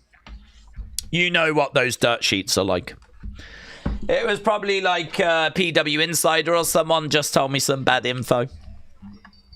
If anyone's going to know about the current state of wrestling in Hammond, Indiana, I know it's you, but I'll let them know. I'll send them an email. I'll let them know. Okay, we are underway. We have got Keanu in there with... Keanu's doing Keanu things right now, driving Jackson Drake to the corner. And a ladder is being introduced by Super Sean Legacy. Now, I mean, we're not going to get a winner, are we, until we actually... Keanu slamming Sean Legacy on top of ladder. Keanu picking up Jackson Drake, slamming him onto the ladder. Big boot to the midsection. They're presenting Keanu like an absolute beast here. Keanu, don't love that. Lower back, that is moody. That is moody. Right now we got Dion and we got Shiloh working together. We got Keanu to the outside. Drop kick there by Ricky. This is what this whole night has been about. And we're starting hot. We're starting hot. We are starting hot. Right now we got Ricky. Imagine if someone just climbs the ladder and just wins. I don't know what we would do for the final 20 minutes. Perhaps we would tease Zaruka splitting up for a 20-odd minutes. Saints. Double DDT. Down goes Shiloh. Down goes Dion, I think it was. In comes Sean Legacy. Super kick coming in. Ladder set up in the corner. Kick coming into the midsection there by Ricky. Ricky going over to the corner, climbing up top. He's got the arm. He's going to walk the ropes. We're going old school. Probably new school. And bang, comes crashing down onto Sean Legacy. Legacy into the ladder that was set up in the corner. And we pose. Kick coming into the midsection. Clubbing blow to the back there by Joe Hendry. Picks up the ladder. smashes Saints across the back, drives it into the midsection of Shawn Legacy, jabs at Keanu Carver, who had popped up on the outsides of the ring. Joe Hendry does the turnaround whilst holding the ladder, sets the ladder up, but from behind comes Jackson Drake. Jackson Drake with that ladder is going to try and capitalize. Ladder is, he didn't properly set it up. That ladder, he opened it, and you could see that the brackets hadn't properly connected. That is reckless. That is reckless ladder work there by Jackson Drake. If you look after your ladder will look after you. He's got one hand on it. One hand on it, but Joe Hendry, he's going to tip it over. Jackson Drake goes off into the ropes. So it's Hendry and it's Jackson Drake. So far, we've had someone touch the belts. That person being Jackson Drake, who gets hurled to the outside, lands on a load of people. That feels like a commercial break spot.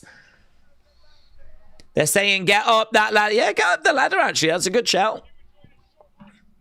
But right now, Joe Hendry jumps to the outside, takes down a load of people. Get in the ring, Joe! Get in the ring! This is your time! Don't stand around! Joe, get in the ring! Oh, Jesus Christ. Well, he doesn't deserve to win, does he? Why are wrestlers so flipping stupid? Well, there we go. We've gone to commercial break. We have gone to commercial break. Now we know how I feel when he ignores my super chats, says Jared. Is there another super chat? I'll have a look. I haven't missed any.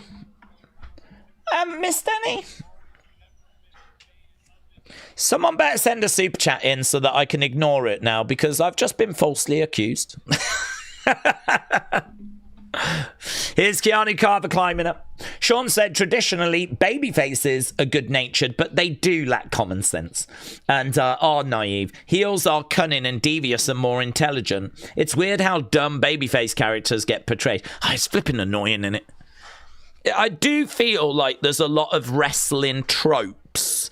There's a lot of things that I just feel like we do need to evolve. There's a lot of stuff which feels like a hangover of, 30, 40, 50 years ago. I mean, maybe you can get away with it with casuals or whatever, but I think if you watch wrestling on a regular basis, you do kind of go, oh my God. It is like, climbing the ladder slowly. Commercial spots are really annoying. Certainly, like when you're in a match where you got to try and climb up a ladder and, the person's on the outside, like looking at the crowd going, yeah, it's like, get in the ring. Joe Hendry gets, but you are right, it is a trope. It is just a rhythm of wrestling. It's not like Joe Hendry is just being an idiot. You can find plenty of examples of it. Right now we got Joe Hendry knee to the midsection. Toothless aggression, that's the future, said Sweet Nassie. RBA said there is only so many ideas we can do without remaking them.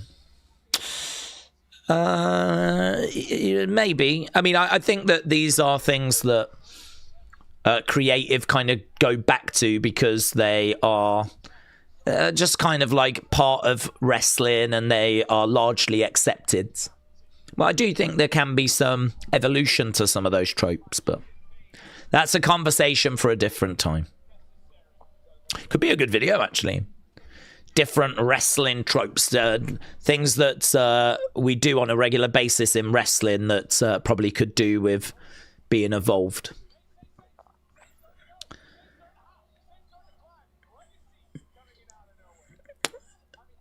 Kick coming in there by Saints. Legacy goes over against the ropes. Another forearm shot there by Saints.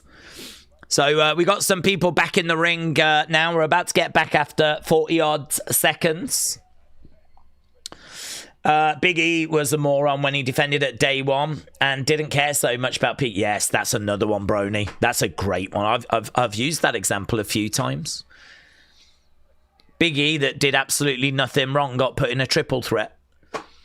And he was like, yep, that's absolutely fine. I'll defend against anyone. And then that turned into a fatal 4-way. And he was like, well, you know, it's not ideal, but okay, yeah, I'll do it. I'm a fighting champ. And then on the day of the show, Roman was in, I think he had an illness, didn't he? Was it COVID? And then Brock ended up getting added, and it was a 5-pack challenge. And they interviewed Big E, and he was like, well, you know, it's not great, but... Dude, you're getting screwed. You're getting screwed. At what point are you going to understand they're trying to get this belt off you? There is a conspiracy against you now. You're a champ that's done absolutely nothing flipping wrong. That's quite a nice spot, but I don't know why you did it. He should have done something with that ladder then. He just ripped that ladder apart to show his strength, and then just chucked it down and didn't do anything with it. Perhaps it'll feature in a second. I hope it gets used. I hope there's a reason rather than just, I can do it. Over in the corner, fast-paced action. We are back from commercial break. Top rope Enziguri by Sean Legacy. Dion driving that ladder into the corner. That's lovely. That is nice there by Dion. Sean Legacy, though, grabs the ladder. How do I become a member, says Michael. Well, there is a join button, but it doesn't show on all devices. Sometimes people say it doesn't show on their mobile phone, but it shows up on, like, desktop. But, yeah, we do 3 member streams a week. But there's a good chance that might change to 5 soon. Big shot coming in there by Legacy. Shot coming back by Jackson Drake. These two exchanging blows back and forth. Oh, they are using it. Great. Great. I'm so pleased it got used. I'm so pleased it got used. Shiloh. I mean, that is a real unique spot. He is actually using the stilts. Look at Shiloh with that ladder. That is so clever. So the ladder got ripped apart by Keanu. Shiloh used it to walk his way to the middle of the ring. And very, very good. I'm really pleased that that spot got used. And that was a very unique spot as well. Could you imagine if he'd have managed to have got the belt with that? This is awesome, is the champ by the crowds. Very good. That's a very, you know, we were just talking about spots being repeated. There's only so many spots. That's a new one on me, that one. That's nice. Spinebuster into the ladder. Dion climbing up. Dion. Nah, I feel like we've still got a little way to go right now, haven't we? Right now we've got slamming it down. Here's Joe climbing up. Crowd are chanting, we believe. And right now, picking him up. Whoa. Okay, right now we got Jackson Drake on the outside. Springboards.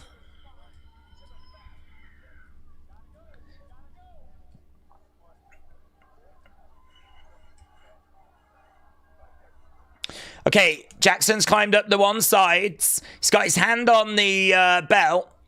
Ricky is in. He's trying to tip it over. Here is Keanu. Oh my God, big shot. Keanu went down, knocked down Ricky there. Now he's grabbed Jackson, hurls him. Oh, tried to hurl him, but Jackson skinning the cat. Back in the ring. Going up, climbing up. Looking for a cross. Oh no, twisting to the outside. That's another trope. You know where you land on some people on the outside and everyone falls down like flipping bowling pins. Most of the time they don't even hit everyone, but everyone just still...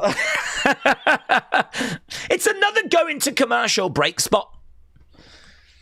Where you kind of go, he only touched about 3 people and about 5 people fell over.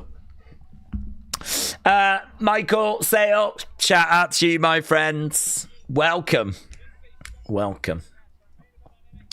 Carmen said, Daze, I might attend 2 wrestling shows this month. I might go to Backbreaker Wrestling at St. Mary, Hildebrand, Hale Griffith, and on February 21st, ARW Pro at the Flight Deck Pub, Rochelle. Wow, that sounds fun, watching wrestling in a pub. To be honest, there's a lot of pubs around here where there's plenty of wrestling that goes on a Friday night. It's never advertised. Big shot coming in there by Keanu. Okay, obviously this thing ain't going to end in the next couple of minutes. What do we think of Kalani? I think she can be a star with good booking. Yeah, definitely. I really liked Kalani when she first came through. I think she just reached a plateau where I wasn't really seeing that development. She was really good, really exciting, felt quite fresh. And I feel like she's just like leveled off quite a while ago. Match quality is it's good. I mean, she can do some stuff. If you're watching her for the first time, she's going to impress you. If you've seen a fair few of her matches, don't know, needs to have a bit more drama in that. I feel like she can do moves, but can she actually tell a story in the ring? Can she bring out drama? Can she get you on the edge of the seat not knowing which way this is going to go? Or is she just really good at hitting a sequence of moves? You know, how's her selling? I feel like these are the elements that need work. Pacing, selling, slowing it down, building it back up again. Near falls at the end, you know, like putting together a 5-star match. She's got the moves. I mean, she's got loads of great moves that look really good, but just doing moves ain't enough. Moves are like musical notes. You can know how to play loads of them, but you got to put them in the right order to make something really satisfying. Right now, we've got Joe Hendry on the outside with Legacy. We got Dion in the ring throwing in a big shot there to Shiloh. Over against the rope, Shiloh goes down. Big kick coming in. Did we enjoy the Rumble on Saturday? Who do we think attacked Braun? Carmen, yeah, I mean, the Rumble was okay. I don't think it was a disaster, but there was a lack of a big surprise. Some of the spots are a bit questionable. So, I mean, it was not perfect, but, I mean, there's stuff in there. Was it worth watching? Yes. As a wrestling fan, a WWE fan, you know, I gave it about a 6.25. It was well below what I was looking for. I went into it thinking this could be an 8, you know. It was not an 8. And actually online, it's at a 5.6 on Cage Match. But again, you know, that's Cage Match. Take it with a pinch of salt. But who attacked? We don't know. I mean, there's plenty of names like Finn Balor, Grayson Waller. Some people think it could be Jake Paul. Some people think it could be Adam Pearce. Theory and Seth are probably the top 2 names. But really, WWE can take that story in any direction they want. Right now, we've got Shiloh. He comes over. Okay, we are getting to the final 8 minutes or so. Here we go. The tooth is coming out. I don't really get it, but you know, people love it. Toothless. It's toothless aggression. It's weird, isn't it? He's got a fake tooth, and so they make him take it out as a way of showing that he is all kinds of fired up. I suppose it's the same as saying, like, why bother putting the straps down? I suppose it's only the same as that. How does putting the straps down make any difference? Like, it's just a way of showing that you're pumped. Keanu is being buried under a mountain of ladders. Shiloh's got a ladder and he chucks it in the ring. He knocks one ladder over. Oh, that was actually, I like that. I don't know if he planned on it, but he got in the ring. He pushed a ladder. The ladder bounced off the ropes, came back. And just as Joe was getting in the ring right behind him, that ladder was coming back. So Joe had to, like, move out the way of it. Right now, Shiloh's in there spinning around with this ladder. Bang! Down goes Sean Legacy. Yeah, I mean, we're getting to the business end of this now. We're getting to the serious business end. We're getting to the part of this where we can't be too far from crowning a brand new NXT champion. Is it going to be one of the faves? Is it going to be someone new? We are moments from finding out. So, Tracy, thank you, my friends. Firing in Wrestling Daze gifted memberships. And Joe, we did miss Joe's super chat. Yes. Joe says, done. Done. I asked if someone could send a super chat in that we could ignore. We managed to achieve it. Ah! Just like how Sean Legacy achieved that splash. Landing onto Jackson Drake. Okay, Sean Legacy. He's my absolute outsider, Sean Legacy. He's my absolute outsider. Crowd are chanting, this is awesome. And Dion is climbing up. Crowd are chanting, this is awesome. Who is going to be the face of this brand? Shawn Michaels should come out and win this. Shot coming in. He's never won that belt. Right now we got Dion Lennox, Sean Legacy, battling away. Legacy going up. He's got one hand on the belt.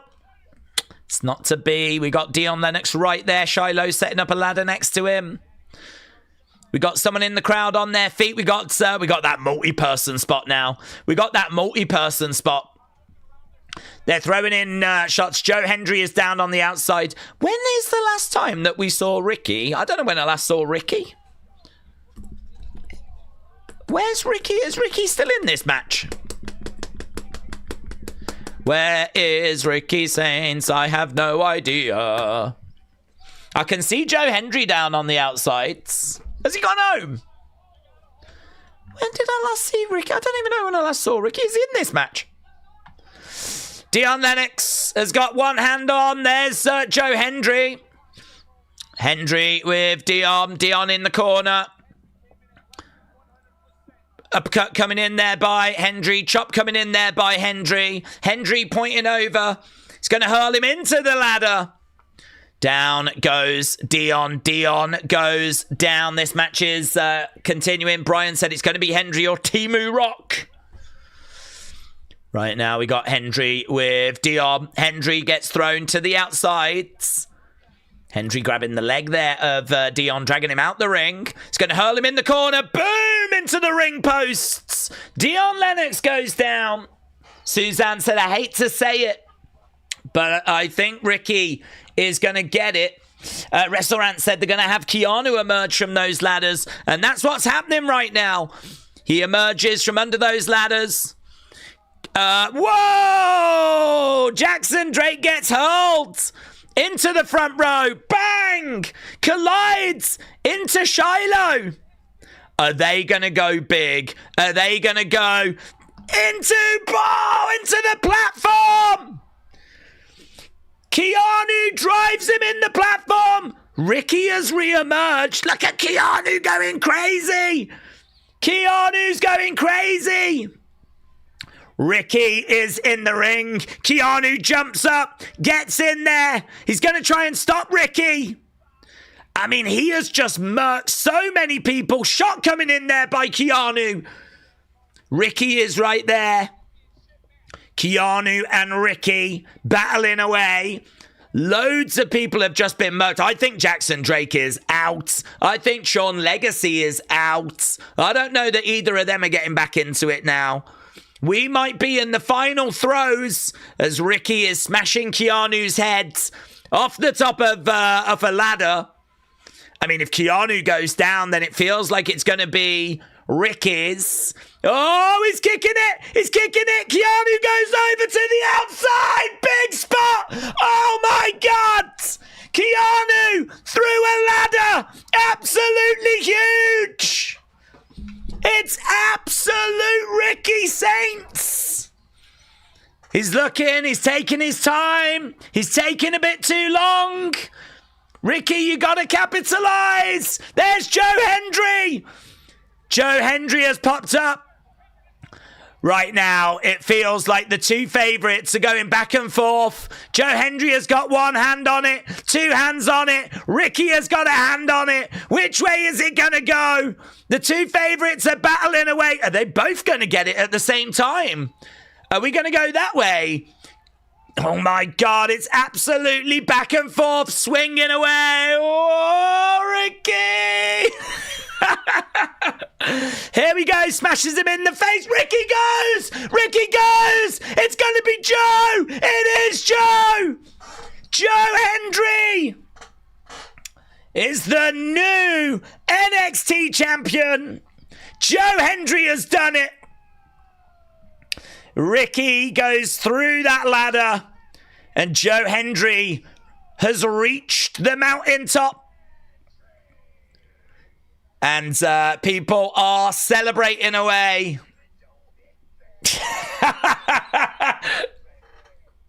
Go on, Booker. Go on, Booker.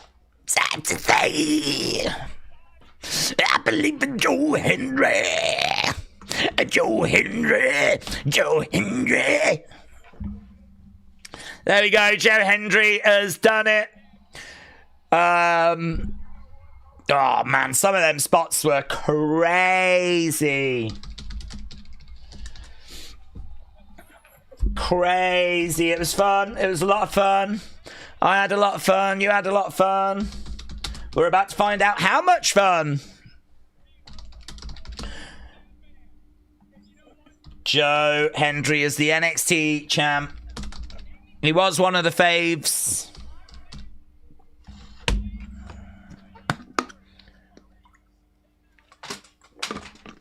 Is it that he's going to carry it till Stand and Deliver and maybe lose it?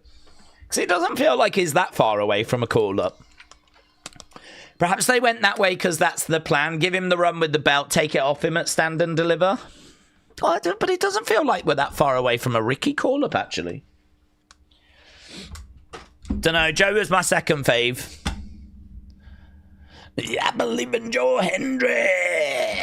Joe Hendry. Joe Hendry. Duran said, now we've got to listen to Book, and I'm going to do it as well. I'm going to do it. It's the thing I enjoy most about Joe Hendry, is Booker singing the theme. That was a great match, said Eric. Awesome match, said Russell. I thought it was going to be Ricky, says Harry. I could see that happening, said Alex. Evil needs to debut now. Oh, that would be good. That would be good. Yeah. Good match. I think we saw Joe winning the belt sooner than later. Not the biggest fan, but it was a good match, said Wrestle Rants. I feel like if WrestleMania was in New Orleans, Ricky would have been called up, said the Ribs. Might be one of the better ladder matches. There were so many highlights and star-making studs. Like, Keanu had a really good showing. Yeah, Shiloh looked good. That was better than any Raw or SmackDown I've seen in a while, said Big Country. Good match, but the ladder landing looked hard. Seems like Ricky might need checking after that, says James. Carmen said, I'm giving NXT tonight 10, since Joe is the new champ. Jack said, I'm happy that Joe won. I could cry. Venom said, audio was a bit of an issue.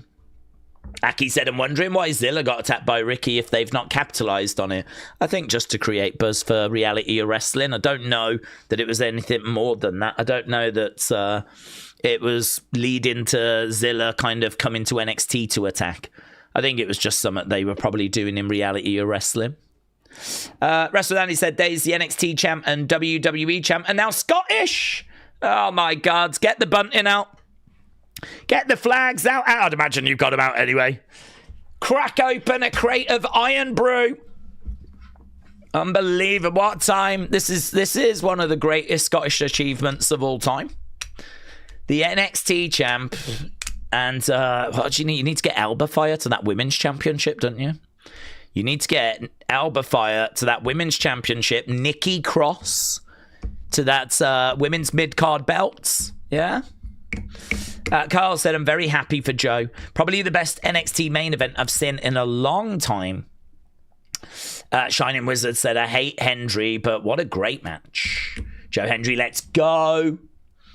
Timu gets is like an overused joke, said Disney guy. Carmen said, days for dinner tonight. I had a smokehouse brisket sandwich. Oh my God. But no fried onions. Yeah. That is breaking news. Carmen, thank you. Joe said, I hate Joe Hendry. Any word on Bianca? No. Steve said, I was watching on a VPN. Steve, that's illegal. Jesus Christ, Steve. You can't come in here saying things like that. Yeah? Oh, Jesus Christ. He didn't mean that. He didn't mean that, Triple H. He was watching through the CW network, and Steve had a really great time. Robbie said, I don't think Joe's run is going to be long. He is paid main roster salary. I was in the crowd when Tommaso debuted in AEW last week. Sting's Stun had a dark match on that show. Brother man, shout out to you. Jadam said, stay safe out there. Jack said, if Cody turns, I think he's going to bring back the 4 horsemen. Saints, Keys, someone, maybe Arna's manager. Joe said, you could have put the belt on Dion. He could feud with Tony, and then Tony could have got the belt. Yep. Hasib said, days when Joe Hendry gets called up to the main roster and they change his theme, do we think there'll be a riot? Oh my God, would they? Will they Def Rebel him? I don't know. Imagine that. Imagine if they take that away and they give him a generic theme. I would laugh so hard.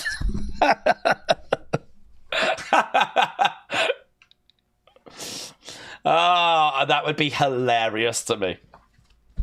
Hilarious. Right. What's the latest on Jericho? I can't see him returning. Fozzy on tour. There's no words. I mean... yeah, he wasn't at the Rumble. There's no word. He's on tour with Fozzy in February, so no one expected him to do much in February. But, yeah. I mean, word on the street was his contract had expired at the end of last year. So people still don't know as to what the situation is, if he's re-signed or not re-signed with AEW. People don't know.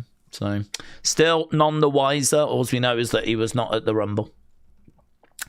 Scottish Chris said, Days, I'm a very proud Scottish person because Joe won. So you should be. Sanan said, I am so damn happy for Joe. No one deserves it more than him. Shining Wizard said, did you know that Stax trained Jelly Roll for Mania? Right, well, someone had to. Robbie said, the online backlash about Stephanie's new music has been pretty loud.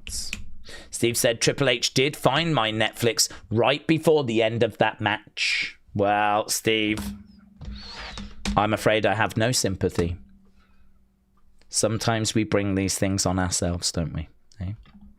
Let's get the... I think we will do a opinions video for this, but you'd better watch it. Yeah, I don't do these things for my health. So we can do an opinions video, see what people thought, see if people are happy or not. Feedback required. What did you think about NXT? We'll do it as a rare, big show, rarity. It was requested earlier, and I think that's fair. It was a big show. We knew we were going into this crowning a new champion. So we'll do it. Don't you go expecting this every week, though. This is rare. Yeah. Andy said, Days, who is going to be the first English WWE champion? Probably not born yet, but probably not born. It's probably going to be around the year 3000. It's going to be called Winston Mountbatten. Lord Winston Mountbatten. Probably going to be born in about the year 3000. We don't have anyone good enough at the moment. Days, this Sunday is the Super Bowl. Aren't you watching ARW Pro instead, buds? I'm going to be watching ARW Pro. Looks like someone's a casual fan. That's okay. It's okay to be a casual ARW Pro fan, but if I've got to choose between the two, I know which one I'm going to watch. Okay, I'm going to go. Appreciate everyone joining us. We are back tomorrow with Evolve. Obviously, we're back on Friday with SmackDown as well. Fun. I really enjoyed this. I had a great time. I hope you had fun as well. And yeah, we will see you next time. I might do a breakdown of this. I don't know. I might just get a little something out. I feel like there's enough to talk about. I don't have a stream set up though, so it'll have to be a video. And then I'll do an opinions video. So I'm off to do that. Have a great evening wherever you are, and I will see you again next time.